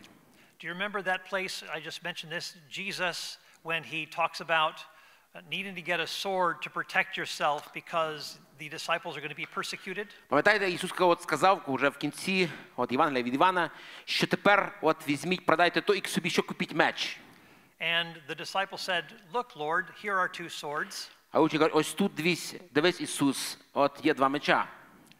If Jesus was teaching pacifism this whole time during his ministry, якби Ісус в роки чи в місяці свого служіння навчав би учнів пацифізму, what are his disciples doing carrying swords around? То як так могло бути, що там біля них було два меча тих? As Jesus traveled here and there, коли Ісус подорожував по різним місцям, there were bandits and people who wanted to bring harm to others. Певно, їх оточували бандити, вороги, якісь шайки які хотіли би поживитися. Sometimes just showing a sword is all that you need to do to repel people to keep them at a distance. І деколи наявність самого меча при людині це вже достатньо, щоб зупинити агресію нечесних людей. And so Jesus was one who, some people say, well, doesn't Jesus say, the one who lives by the sword will die by the sword? Але інші кажуть, деякі люди кажуть, пацифісти, хіба Ісус не сказав, що хто живе мечем, то і помре від меча? Well, keep in mind that Пам'ятайте, one could, in the Old Testament, trust in the Lord and carry a weapon. що в Старому заповіді точно віруючий міг і бути з Богом, чи бути віруючим старозавітнім і носити меч, очевидно. Remember what David said to Goliath? Пам'ятаєте, що сказав Давид Голіафу? You come at me with a sword and spear. Ти йдеш проти мене з мечом і з коп'єм, списом. But I come to you in the name of the Lord. Але я йду проти тебе з іменем Господа. The God you are defying. Бога Саваофа, якого ти сьогодні принижуєш, поносиш. David was trusting in the Lord. В той момент очевидно, що Давид довіряв Богу. But he also used a weapon to kill Goliath. Водночас, в той же самий момент, він використав меч, щоб вбити Голіафа. Goliath was living by the sword. Чому? Тому що Голіаф жив мечем, принципом меча. David was trusting in the Lord. Давид водночас він був той, хто довіряв Богу. But as I said, let me just say a few things about the early church here quickly. Але як я вже сказав, хочу ще декілька слів сказати про першу апостольську церкву. The main understanding of warfare in the early church was that it was not inherently immoral. Розуміння в першій апостольській церкві, очевидно, було в тому, що застосування сили не було аморальним. Even before the time of Constantine in the 4th century, навіть до часів Константина, до 4 століття, Christians for over 150 years had been fighting in the Roman army. Біля 150 років християни воювали в римській армії. And oftentimes the Roman army was kind of like a police force in local places. І часто римська армія це була як поліцейська сила, яка зберігала мир в різних частинах імперії. Now some church fathers opposed fighting for Rome because sometimes it involved idolatry. Деякі отці церкви треба признати, що вони не сприймали скажімо так, воювати в римській армії, тому що вона була ідолопоклонська, саме через ідолопоклонство римської армії. Це так. But it wasn't fighting itself. Але ми не знаходимо, що отці церкви були проти застосування зброї в принципі.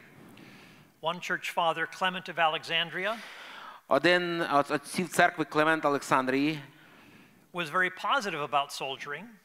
Він досить позитивно дивився на солдатів.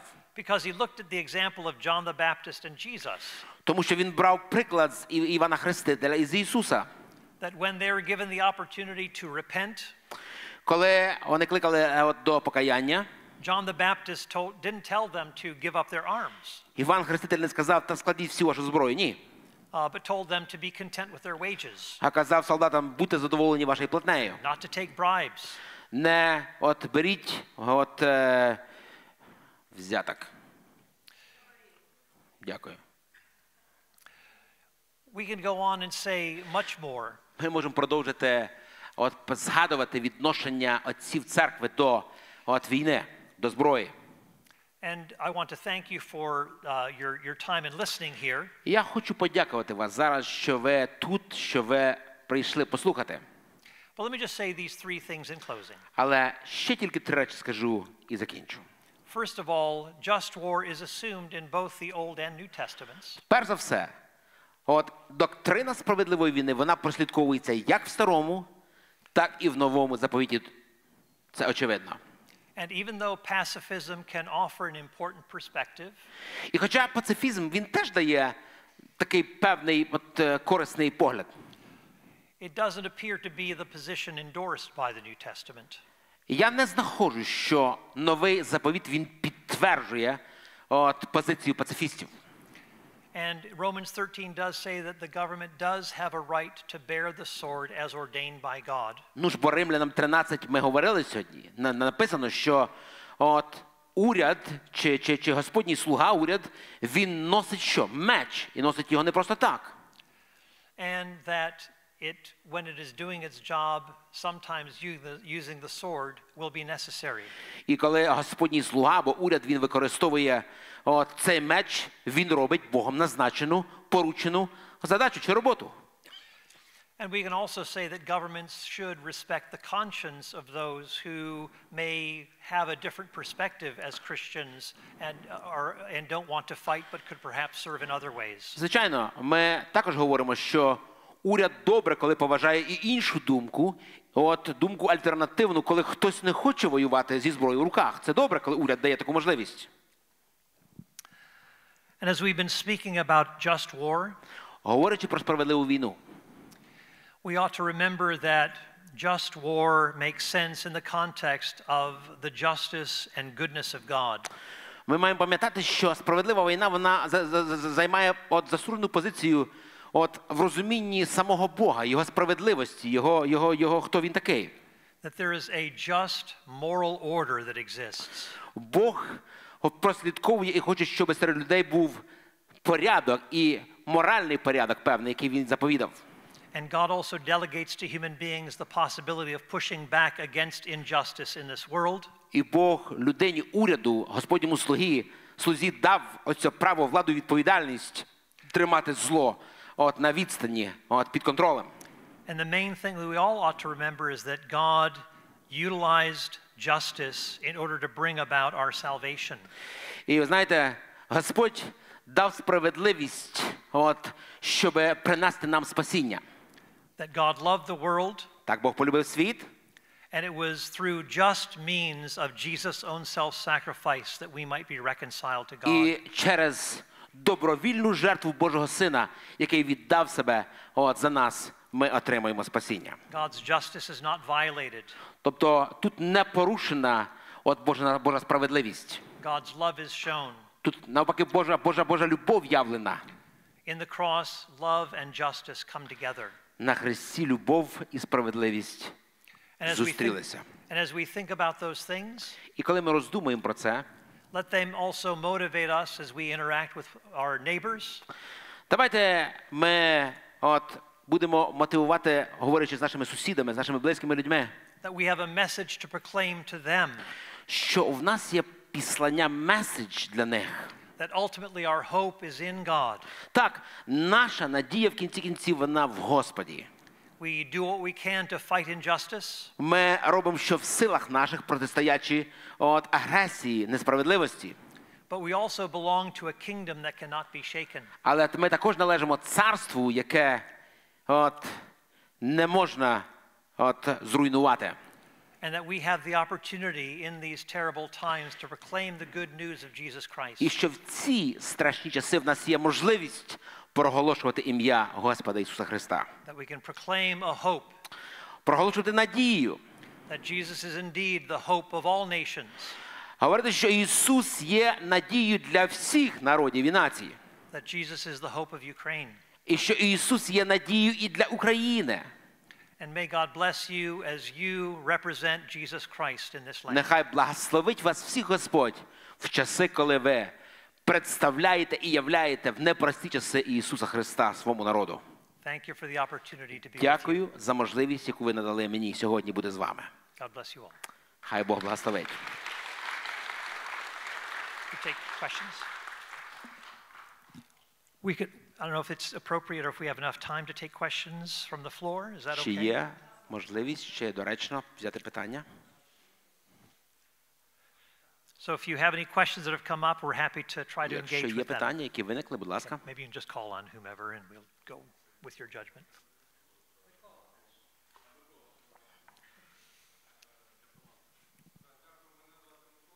I'm Mikola. Thank you so much for the seminar today. It's impossible to disagree with you. Thank you for standing with us with the doctrine of the just war at this difficult time for Ukraine. Thank you so much. I have two quick questions.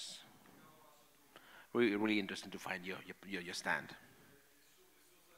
In the days of Jesus Christ, Israel was occupied, as we know.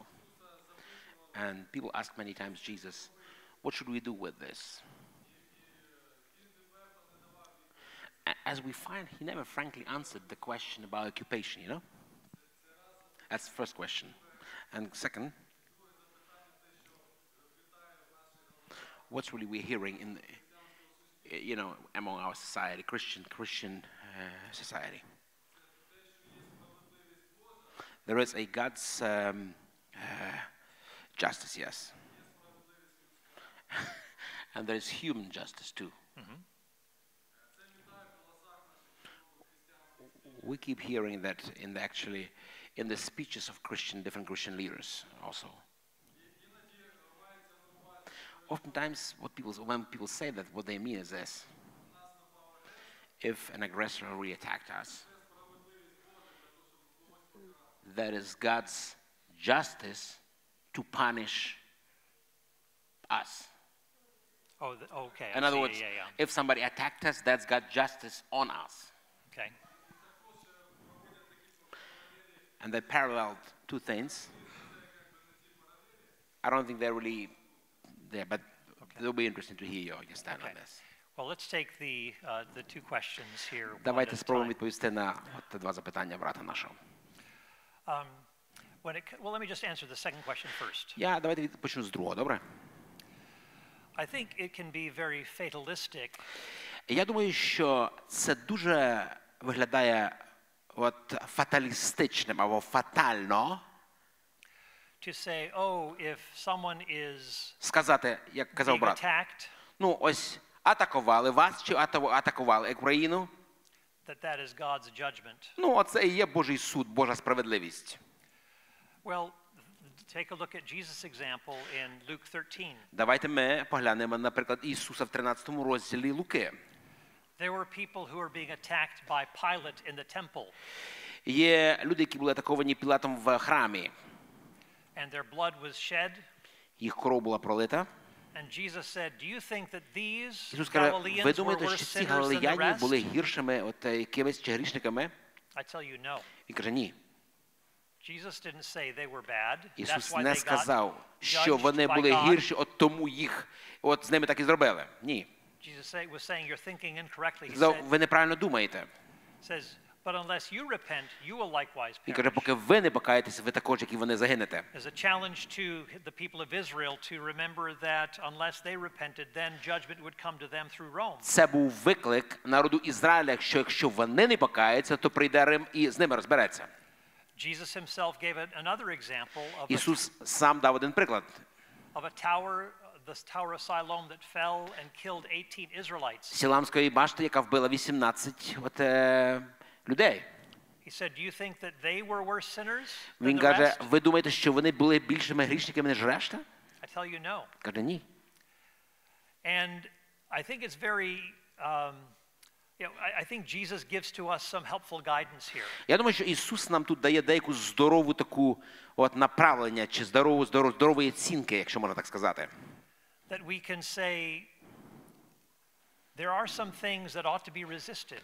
Так, ми кажемо, що є речі, яким потрібно протистояти, чи від яких потрібно захищатися. And we have a duty to stand up for those who cannot protect themselves. І це наша відповідальність захистити тих, хто себе не можуть захистити. Remember that passage from Proverbs. Пам'ятаєте притчу певну чи певний текст з книги Приповістей? To rescue those who are being dragged away to death. Спасайте взятих на смерть.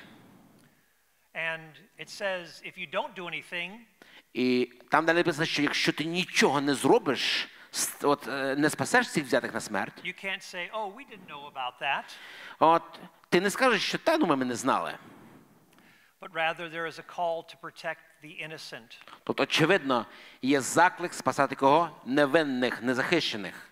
And in both the Old and the New Testaments we see the importance of protecting the vulnerable. І очевидно, і в Старому, і Новому заповіті знову і знову Біблія говорить нам про захист невинних і беззахисних. In the Old Testament, the orphan, the widow, the alien. В Старому заповіті це вдова, це сирота, це приходько. Those who most easily could be taken advantage of. Ті, над ким було простіше всього, взяти якусь нечесну, зробити нечесну дію. And James 1 says that true godliness or religion is found in caring for orphans and widows in their distress. Справжня богобійність, говорить нам Якова, перший розділ, це що? Турбуватися про сирот і про вдів. Це і є справжньою богобійністю. Those who are vulnerable. Хто не захищені. Those who will not be able to pay you back. Хто ніколи не відплатять вам, не віддадуть назад чим, що ви зробили для них. And in the same way, the government has an obligation. Так само і уряд чи Господній слуга, як ми читаємо Римлянам, має відповідальність. To preserve the peace. Утримувати мир. To punish the guilty. Карати злого. To protect the innocent. Захищати невинного. And that's the answer to the second question. Це відповідь на друге питання. Hopefully that gives you a little bit to work with. Сподіваюсь, що ось ці приклади дадуть трошки вам бази для роздумів. And now I've forgotten the first question. Я чесно забув перше питання. Could you just give me a reminder? Нагадайте мені, будь ласка.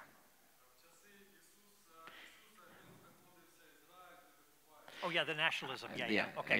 Thank Jesus' you. days in occupation. Yeah. In Jesus' days. So Jesus is speaking to Jews under Roman rule. Ісус, як він розмовляв з євреями, з юдеями під час окупації римської. Of course, many Jews were expecting the Messiah to overthrow the Romans. Звичайно, багато юдеїв, євреїв, вони чекали, що прийде Месія, і він, скажімо так, звільнить їх від цієї окупації римської. But Jesus had a much more important agenda. Але очевидно, що у Ісуса була набагато важливіша задача, ніж то, про що ми говоримо. To overthrow the evil one. У нього була задача перемогти діла дьявола. Для того і явився Ісус, щоб зруйнувати діла дьявола, говорить 1 Іоанна. We see Jesus going into a synagogue and there's a demon-possessed man. Ми бачимо, коли Ісус приходить в синагогу і знаходить того одержимого чоловіка. Jesus is known for casting out demons. Ісуса знали як того, хто виганяє демонів. That Jesus sees himself as pushing back and defeating the kingdom of Satan. Він прийшов для того, щоб зруйнувати царство сатани. Jesus' primary mission was not to overthrow Rome. Перша місія Ісуса Христа і найбільша місія Христа була не перемогти окупацію, не перемогти Рим. But he would say to his disciples in the Gospel of John. Але він казав до своїх учнів в Євангелії від Івана. Now is the prince of darkness judged. Зараз є цей час злого, час темряви. Jesus came to destroy the works of the evil one. Ісус прийшов зруйнувати справи дьявола. And so when we look at the mission of Jesus, І коли ми в загальному дивимося на місію, на завдання, з яким прийшов Ісус на землю, it is different from when he will return and all the kingdoms of this world will become the kingdom of Jesus Christ. то завдання було відмінним від того, коли він повернеться назад на землю і що він там буде робити. But in the meantime, God has given to human governments the opportunity to exert justice. На цей час на землі Бог постановив оці людські уряди, Господнього слугу, як ми читаємо. And where we can have an influence to bring justice, maybe through being involved in the political process. І через нього сьогодні Боже завдання принести порядок, мир, коли віруючі люди задіяні в політичні процеси для того, щоб був достойний уряд. Or to bring about justice in other ways where we may not have political power. Чи через інші, можливо, засоби, не політичні, спробувати мати, скажімо так, порядок. We still have the opportunity to push back the darkness just as Jesus did in his own day. У нас є можливість сьогодні церкві, щоб протистояти духовним силам, як Ісус робив за свої дні. Through good marriages and family life. Як? Через добрий шлюб, через сімейне практичне життя. Through churches that reach out and touch the lives of others Через in various церкви, ways. які говорять і проповідують спасіння, роблять добро. So those are some ways in which we, I think, can approach that question that you have asked us. Це ті засоби чи інструменти, з якими ми можемо адресувати то, про що ти, брат, запитуєш. So just because Jesus didn't come to overthrow Rome, іншими словами, через те, що Ісус на землі не прийшов звільнити людей від окупантів, it doesn't mean that government cannot be an instrument of good in our society. Не означає, що уряд, що Господній слуга не має бути інструментом добра. Think of how through the use of government, William Wilberforce helped to overthrow slavery. Пам'ятаєте, як от Уільям Вілберфорс, він от був інструментом, щоб відмінити рабство. How equal rights have come to different groupings of people through legislation. Коли от рівні права для різних людей от прийшли от в різні народи і нації. We'd love to see more happen. Ми хотіли би, щоб більше було ось цієї справедливості. But we can also see that much good can be done through the exertion of legislation, through people in power, and also people who are outside of the influence of government. І ми розуміємо, всякого іншого подібного добра можна принести в людство через правильні, скажімо так, закони, через різні оці акти, які справді можуть приносити порядок в людство. Okay, other question? Ще чи є питання?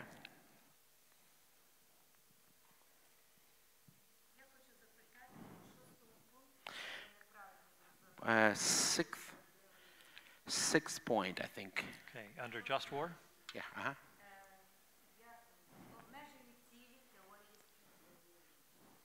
Number 6.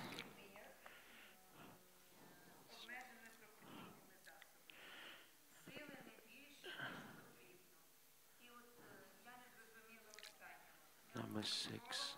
The goal of war is peace. This one here. Обмежені.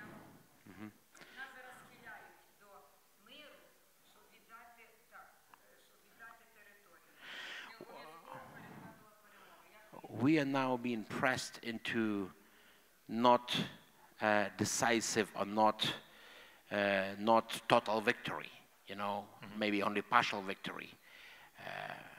Like just settling with Settle with not with the final and total victory. I mean, as a country, that's what we are kind of expected or kind of put upon right now. Ukraine is right, yeah. As I have come to see things. Ви знаєте, коли я приїхав і побачив ось деякі речі тут в Україні серед вас. And I've interacted with people who have an awareness of who have military expertise. Мав нагоду спілкуватися з людьми, які мають військові спеціальності, військове розуміння речей. A concern is that if there is simply a settling with Putin. Ось це переживання, я так розумію, про яке ви, сестра, говорите, щоб нам прийняти якусь таку неповну, про що ви говорите, з Путіним. Віддати 4, giving up some territories, for instance. Допустимо, віддати сам територію, як сестра говорить. Yeah, there we go. Then he will, of course, and if there is a truce, this will not only allow him to regroup and to build up forces to take more territory. Уже тут розмовляючи, я чую від вас, що це дозволить йому не тільки перегрупуватися, а й повернутися назад, забрати більше територій. Я чую від вас. And with that kind of emboldening, I think other nations of the world. З такої позиції, з таким поглядом, який чують також і інші народи і нації, will also be encouraged to, like China, to take Taiwan, for example. Це може продовжити далі, коли це буде заохоченням Китаю взяти частину там в Тайваню. And I'm glad that the United States has been helping to provide money and material for Ukraine's war. Я радий, що американський уряд, він справді допомагає військовим озброєнням, фінансами, щоб стояти, захищати Україні самих себе. Just like it was important for Britain to have the support of the United States during the Second World War. Так само, як колись Британія отримала допомогу від Америки в Другій світовій війні, щоб відстояти себе. But I think that, I think America presently is not as strong as it has been. Але я думаю, що одна з речей сьогодні, чи виклик, що Америка сьогодні, наш уряд, її позиції не такі міцні, як вони колись були. The present administration has shown weakness. Адміністрація нашого президента сьогодні, вона показує знову і знову певні слабкості. I think that's why Putin was emboldened. Ось чому, я вірю, одна з причин, чому Путін дозволив собі робити те, що він зараз робить. Why China is being emboldened. Ось чому Китай також піднімає голову, тому що наш уряд слабкий. But I think it sends an important message not to make truces and to just give in to Putin. Say it again? Not to merely make truces and to just give in to Putin's demands. І це все показує, що ми не повинні здаватися от реаліям і путінським цим всім забаганкам, якщо хочете. But I think as best can be done to try to recover those lands that have been taken by Russia. Я справді думаю, що справедливо сьогодні повернути все те, наскільки це можливо, що окупувала і забрала Росія. Yeah, my concern is that Putin would be emboldened to just rebuild his forces and then take a little bit more, a little bit more, a little bit more. Тому що так само, як і ви, я розумію, що якщо цього не зробить, це дозволить йому перегрупуватися і знову йти далі і завоювати народи і нації. I mean, I'm not saying that this isn't a hard position to be in.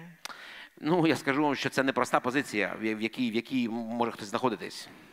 But may God bless you, strengthen you, give you courage, and Але кажу, хай Бог благословить вас, дасть вам сміливість. And may the resources continue to be supplied. І дасть вам ресурси, щоб стояти, захищати і відвоювати себе.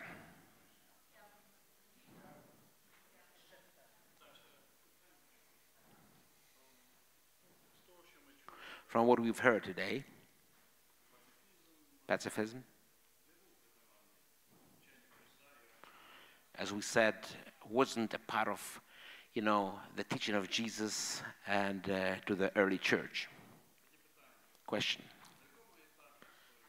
At what stage the history of Christian church and under what circumstances the pacifism came into the church and became so spread, became so prevalent? At what stage? Yeah. Well, let me just say the common understanding is Дозвольте мені сказати ось що загальне розуміння that the early church was pacifistic up until the time of Constantine in the 4th century. є в тому, що the church was pacifistic. This is a common argument from the pacifists. От пацифісти загальному, вони аргументують, що церква була пацифістською до Константина, до 4 століття.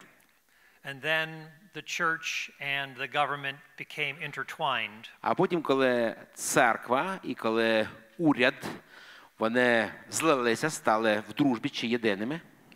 And that, say, in large part after the Reformation.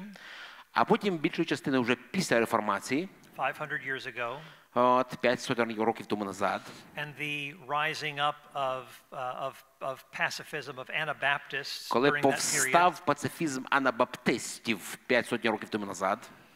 They broke with a common tradition of the just war view that had been held for centuries. Анабаптизм відмовився від традиції, яка до цього існувала сторіччями. But there were instances in, the early centuries of the Christian faith. Але були приклади навіть в перші століття християнської віри.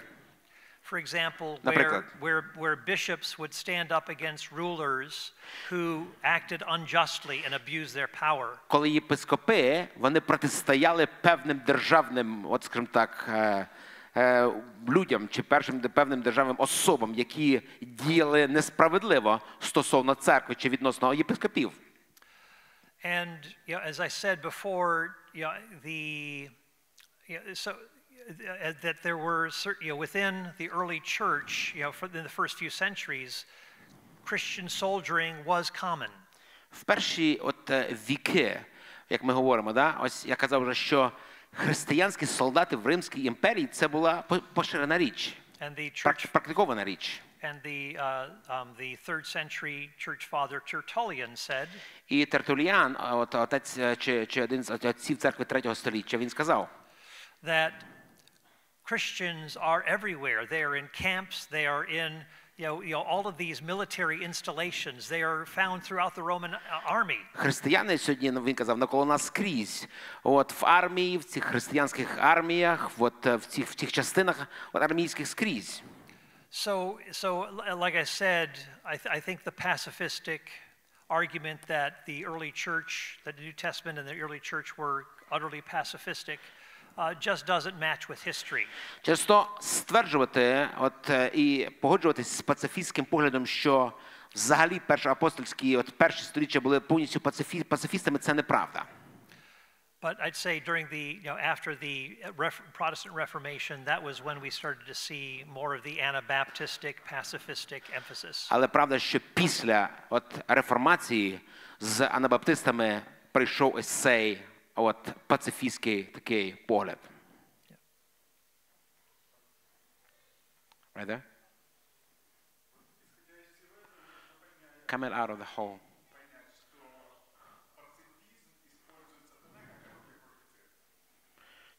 Interesting. He said pacifism is being used like an instrument against the church. In what way? Яким чином? Як інструмент проти церкви? That brings division, of course, in the church. Some people in the church are for pacifism, such against, Yeah. Yeah. I would say whether one is a pacifist or one holds to just war. Ну, я би сказав, що якщо ми говоримо в церкві про чи то пацифіста, чи то хто тримається доктрини справедливої війни, our ultimate allegiance is to Jesus Christ. Треба і тим сказати, послухайте, наше посвячення найбільше і найвище Ісусу Христу над усім, це точно. And we also ought to respect the conscience of others. Ми маємо поважати, скажімо так, позицію і совість інших людей. You remember Paul in Romans chapter 14? Пам'ятаєте апостола Павла в 14 розділі Римлян? Or he said that some people will eat, will have set certain days apart as special. Він каже, що деякі люди рахують певні дні особливими. And others will treat them all alike. Інші відносяться до всіх днів рівно. Some will eat only vegetables. Одні їдять тільки овочі. Others might be carnivores. Інші and eat meat. їдять м'ясо. And Paul says, let each of you be convinced in his own mind. І Павло каже, залишайте в своєму переконанні. And he said that there are people who are weak in conscience. Він далі каже, що є люди, які є слабкою вірою, слабкими переконаннями. And they have reservations about certain things. Вони мають певні застереження проти якихось речей. And others are stronger in conscience. А інші вони більш міцні в вірі, в совісті. And feel and they know that they have a certain freedom to do certain things. Тому і мають певні свободи робити певні речі, які неприйнятні для інших. And I think that within the church context we can say. Тому, говорячи про церковний контекст, нам потрібно сказати.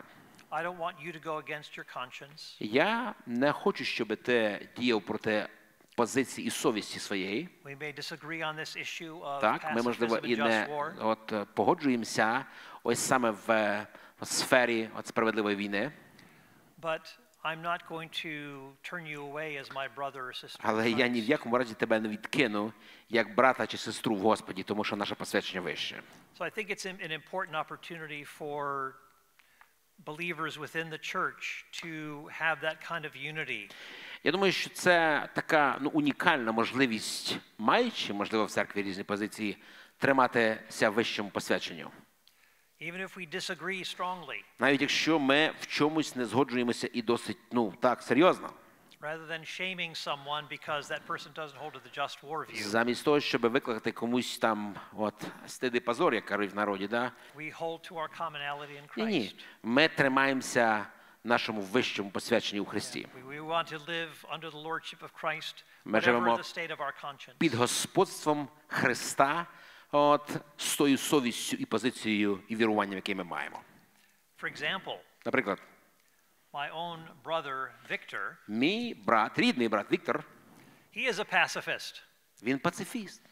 And we disagree on this issue. Послухайте, ми не згоджуємося в цьому питанні. I dedicated my recent book on on warfare. Я недавно мою книгу, яку я написав про війну, присвятив to my pacifist brother. Моєму брату пацифісту, уявіть собі. And I gave a scripture verse from the Psalms in that passage, in that dedication. І в цьому посвяченні, на першій сторінці в книжці, які пишуть, я написав один текст з псалмів. How good and pleasant it is for brothers to dwell together in unity. Знаєте який? Як добре і як приємно жити братам разом. Вкупі написано там.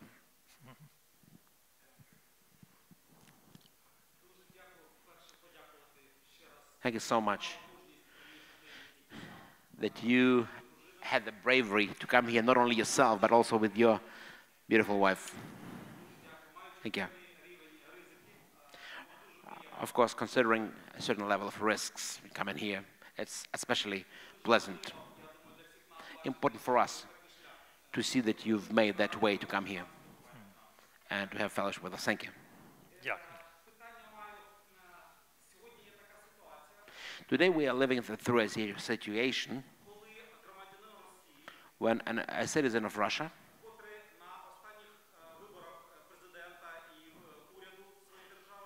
who is at the last election of the president and of the government of his country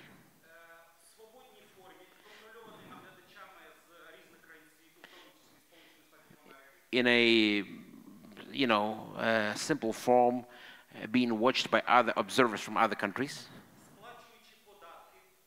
paying the tax and supporting the inner and outer policy of the country, supporting the aggressive rhetorics,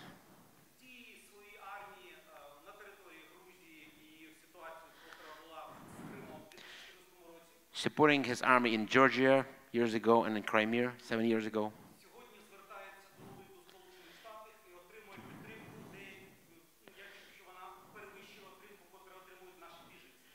Today he is talking to American government and he's receiving a support even bigger than our refugees, saying that, ще раз повторіть останнє.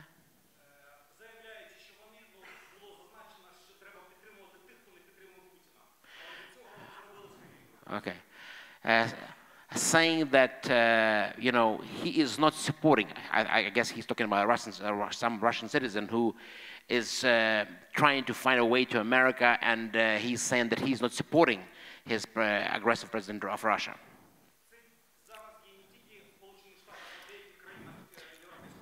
And we are seeing this not only in America, these people, but in different countries of European Union also. Don't you think it's really standing against what the Bible teaches us? When people would sin, all the Israel would carry the responsibility. So in our Christian life it's the same. When we make a mistake, we admit that we've made a mistake. But the consequences in the end we often have. Don't you think it's a mistake? Я не впевнений, що я зрозумів ваше питання. Відверто. Я думаю, що зрозумів, але не впевнений. Да. Окей, я таки зрозумів, що про них мова.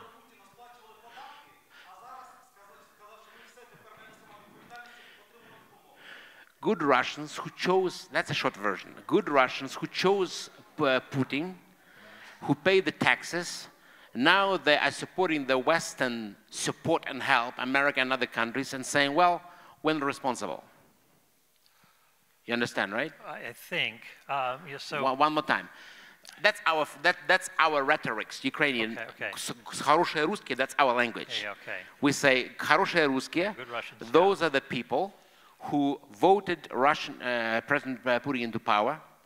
They paid the tax money to his government. Power, yeah. Then they run to America, and then they say, we don't support him, we don't like him, help us, America help us, because now we don't like Putin, But they are the people who chose him and pay the taxes. So those are the discussion on the good Russians. Yeah.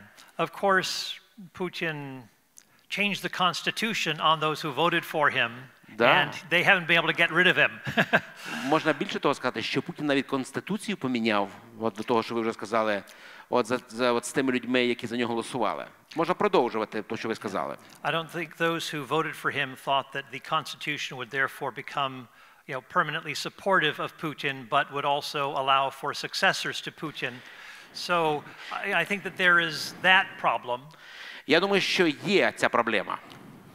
I also think that there may be some circumstances where people say, this man has ruined our country.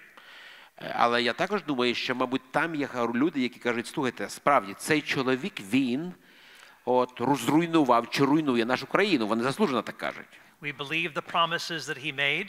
Ми пам'ятаємо обіцянки, які він робив. And we are hopeful that he would carry them through. Ми повірили йому, ми надіялися, що він їх виконає.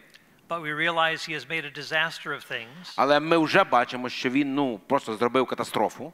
And has also caused great trouble for Ukraine. Він, більше того, він є агресором, який напав на Україну. Now, I don't know all that is behind your question. Звичайно, я не розумію всього того, що ви маєте, говорячи ось це, про цих хороших русських, всієї вашої дискусії, я справді не розумію. But I don't see anything that is wrong in principle. Але я не бачу нічого несправедливого в принципі about distancing oneself from an authority who has abused his power. Коли хтось після якоїсь точки, пам'ятаючи його обіцянки, його заяви, правильні, поки вони були, дистанціює від такої себе влади, від такого правителя, who plunges his nation into war, який став агресором над своїм сусідом, an unjust war, несправедливої, неспровокованої війни. And that's why, for example, 70% of Belarusia does not, they think that this cause is also wrong and they don't want to align themselves with Putin either. Ось чому я розумію, 70% білорусів, як народа, вони не згідні. Ось чому вони до сих пір не воюють з Україною, білоруси.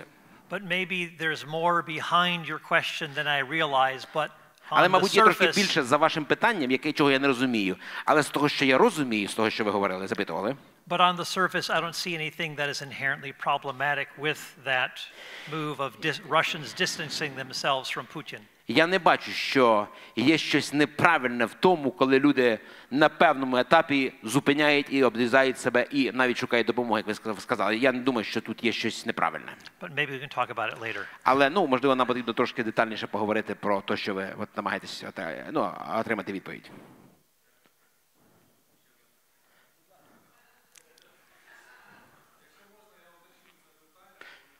I would like to clarify that question because that question is interesting from the theological point of view. There is a command, don't kill. Don't murder. Don't murder. You're right. Good correction. And from today, what you explained, we understand there is don't kill and no murder. That's what he says. Okay. Innocent and just killing, Yeah. Innocent blood and just killing.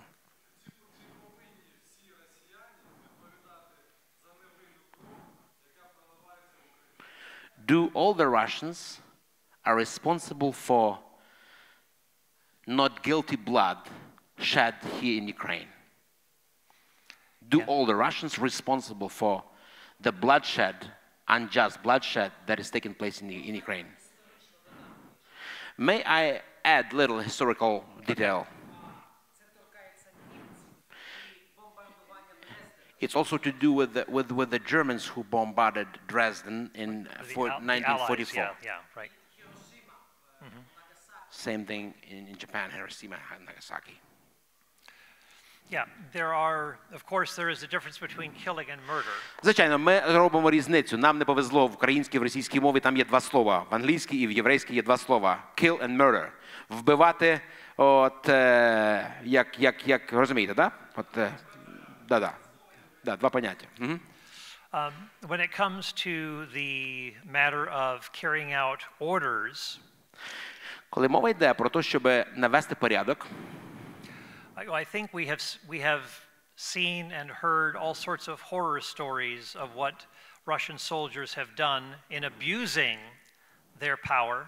Ми всі чули і бачили, які страшні речі робили, і страшні історії чули, що робили росіяни, коли вони неправильно вживали свою силу. For example, intentionally killing non-combatants, raping women, and so forth. Наприклад, вбиваючи не військових, цивільних, гвалтували жінок і подібне. I mean, those are the kinds of acts that are reprehensible and they should know better. Такі дії, звичайно, вони недопустимі. Вони просто мали знати і знали, що вони робили неправильно. And to say that they are just following orders is basically it's kind of a passivity that refuses to acknowledge personal responsibility. І розказати таким людям, що ми не розуміли, що ми робили, ні, це як мінімум пасивність, це небажання взяти відповідальність за свої дії, свідомо, небажання. And when you think about the Nuremberg trials, коли ми згадуємо той Нюрнберзький процес, and people were saying, well, I was just following orders. Коли деякі нацисти казали, та ну, я просто виконував накази. And those who were saying that were asked, is there not a law above all laws? Їх у відповідь запитували, хіба ви не розуміли, що є закон над усіма законами?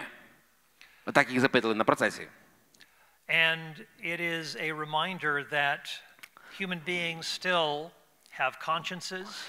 Таке питання нацистам нагадує нам просту істину, що людина, створена в образі Божому, все ще має закон над законами, тобто має совість. That there have been Russian soldiers who have abandoned the army because they know this is an unjust war.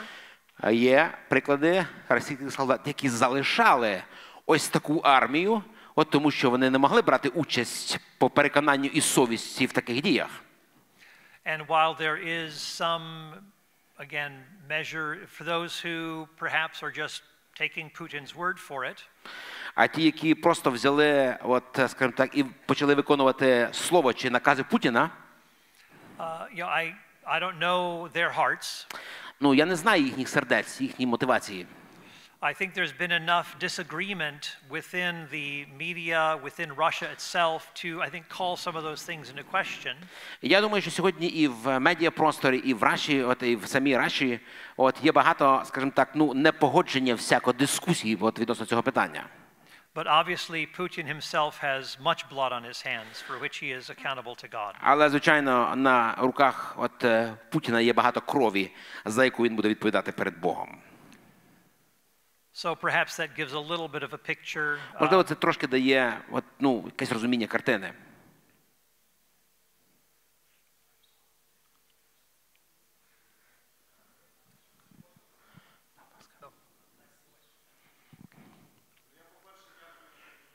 First of all, again, thank you so much for coming.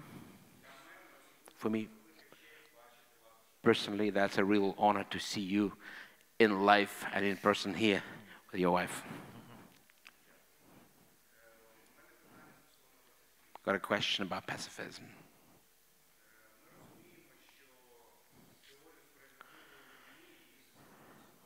We understand that the whole doctrine or the theory of the just war was systemized.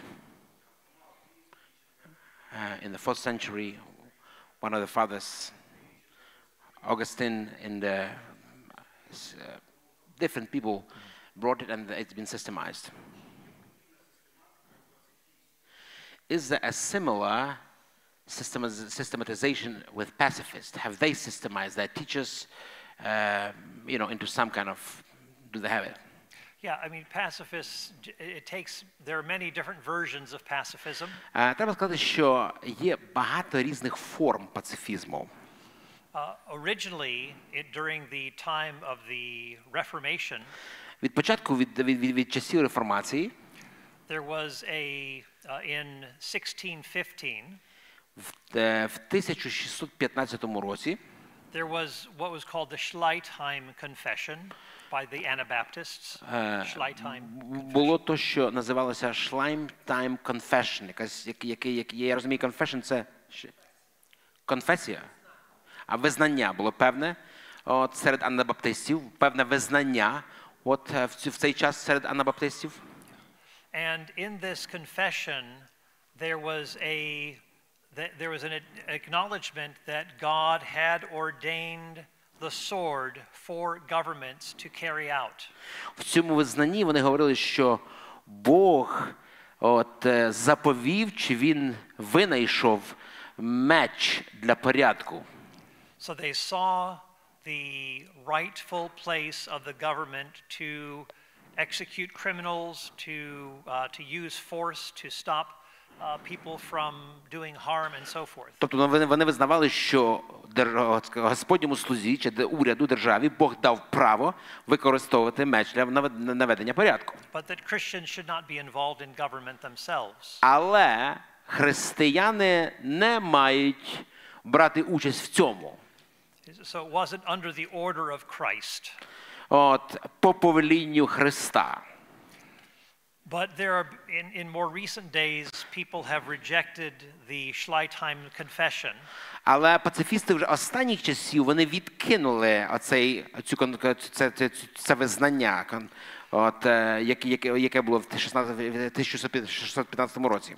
And they don't even want to allow for the government to have the proper role of using the sword. Останні пацифісти, вони навіть не згоджуються, щоб уряд використовував меч або зброю. And they have a uniformly negative assessment of government regardless. Більш того, оці останні пацифісти, вони взагалі негативно відносяться до уряду, до держави як такої. And that it would be impossible for a Christian to serve in the government. Тому вони навіть не погоджуються з тим, щоб християнин він служив в уряді чи служив в державних якихось установах. So that has changed. Тобто це, як я сказав, вже змінилося. And you also have various versions of pacifism, various types of pacifism. Є, як я сказав, різні форми, різні відтінки пацифізму. And a pacifist friend of mine has written a book that classifies a number of these. Мій друг пацифіст, він написав книгу, яка класифікує різні групи цих пацифістів. So, for example, you might have pacifists who say, not to engage in any kind of resistance. Є пацифісти, які кажуть, ми не маємо права протистояти ніякому злу. Other pacifists will say, you can say resist someone who breaks into your home. Є пацифісти, інші кажуть, ти можеш захищатися від того зла чи когось, хто ламається тобі в хату, в двері. And to try to subdue that person until the police come. І якось зупинити його, поки поліція не приїде. Of course, they need to have the police to help them out. Звичайно, вони ж не думають, що все-таки потрібно, щоб була поліція, щоб прийшла. But to say kill someone who is breaking into your home, they would not Але permit that. ця група пацифістів каже, вбивати ні, навіть тому, хто ламається тобі в двері, ні в якому разі. Якось зупинити, зв'язати, поки поліція не приїде. And then there are others who simply will talk about the importance of, they call it peacemaking. Є ще інші пацифісти, форми, відтінки, які кажуть, ні, ми повністю миротворці, ми маємо знайти мир. And taking different pathways of involvement to challenge the use of force, the use of power, and fundamentally there's a kind of a resistance to the idea of force or coercive force overall. В цьому відтінку пацифістів ніякого насилля, ніякої сили, ніякого протистояння. But some will permit it, say, for police and so forth. Деякі, поліції окей, але не більше. Тобто різні відтінки.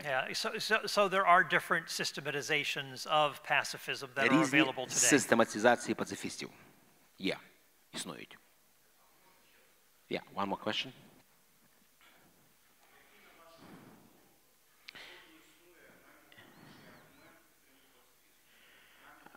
In your belief, what do you think is the most valid argument on their behalf against people who stand, with the position of the just? What is their most valid, valuable, or strong point? Well, I think their strongest point is. Я думаю, що їхній найсильніший аргумент є такий наступний. That you look at the what the image of God is, and that the pacifist will say. This is kind of the dividing line, not to take the life of another person who bears the image of God. Ось така. Людина – образ і подоба Божа. І вбивати або забирати образ і подобу Божу ніхто не має права. На мою думку, це їхній найсильніший, як ви сказали, аргумент. And again, I can offer responses to that from the Old and New Testaments. Знову, я можу відреагувати із Старого і з Нового заповіту на таку їхню заяву. Їх багато. But I think that that's probably the main one that is the dividing line. I think it's very tidy, it's very neat. That is the dividing line. I can understand that. Ось цей аргумент найсильніший.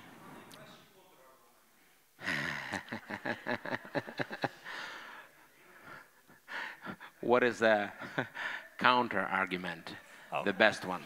Yeah. Well, I mean, of course, some of the things that I've already said. Звичайно, деякі речі я вже сказав. But in, for example, Genesis 9:6, God gives human beings the. Буття 9:6, Ной виходить з ковчега, починається знову життя, Бог говорить.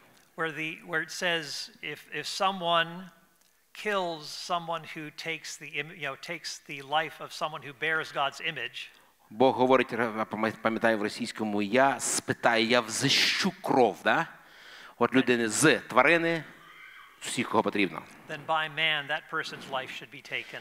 І каже, той, хто проліє кров людську, його кров буде пролита людською рукою. It's precisely because he's ignored the image of God in that person. Через те, що він проігнорував імідж, чи образ Божий в тій особі, якого він вбив. And of course Romans 13 does seem very clear А Римлянам 13 досить чітко теж говорить, the image of the sword що ось цей образ меча is not just the picture of an officer's ticket book that he writes you a ticket for speeding. Це образ меча, де залізо, де гостро, де смерть, де небезпека, де порізати можна, а не просто дядечка ось, з таким, знаєте, квитанцію тобі виписав таку на штраф. But it does have a picture of something lethal. Тобто, образ меча – це щось, що може принести смерть. And notice what the apostle Paul did in Acts 23. І дивіться, що апостол Павло говорить в Дії святих апостолів 23. That when his life was under threat. Коли життя апостола Павла було під загрозою. What did he do? Що він зробив? He didn't take matters into his own hands as a citizen. Як римський громадянин, він справу не взяв в свої руки. Ні. He appealed to the centurion, the head of the army. Він звернувся до сотника, до голови армії, про захист. And he appealed to the Roman army for protection, which he received as a Roman citizen. Як ми говорили, 400, скільки там, 70 тих солдатів, його спасали з тої ситуації. And so as you look at Romans 12 and 13, коли ми дивимося на Римлянам 12 і Римлянам 13, Romans 12 talks about not taking personal vengeance. Римлянам 12 навчає нас не мстити за себе. Так же ми читали сьогодні. But leaving room for the wrath of God. А віддати місце гніву Божому. Так ми читали. And then in the next chapter on government. А в наступному розділі в 13-му, коли мова йде вже про уряд, про Господнього слугу, як там написано. It says that the state is a minister of God's wrath. Там написано, що Господній слуга, він є месник, так написано, на зло. To bring wrath upon evildoers. Щоб покарати того, хто робить зло. So Paul says, don't take vengeance yourselves. В 12-му сам не мсти. But to leave room for, again, this is where the government steps in to. Залиш гнів, місце гніву Божому, і в 13-му розділі вступає в дію державний, урядовий чи слуги Божого гнів чи покарання. That God delegates a certain vengeance or just retribution to governments to carry out. Відно державі, Господнього слугу покарати зло. But it must be justly done. Але це має, скажімо так, бути зроблено справедливо, звичайно. Thank you. Дякую.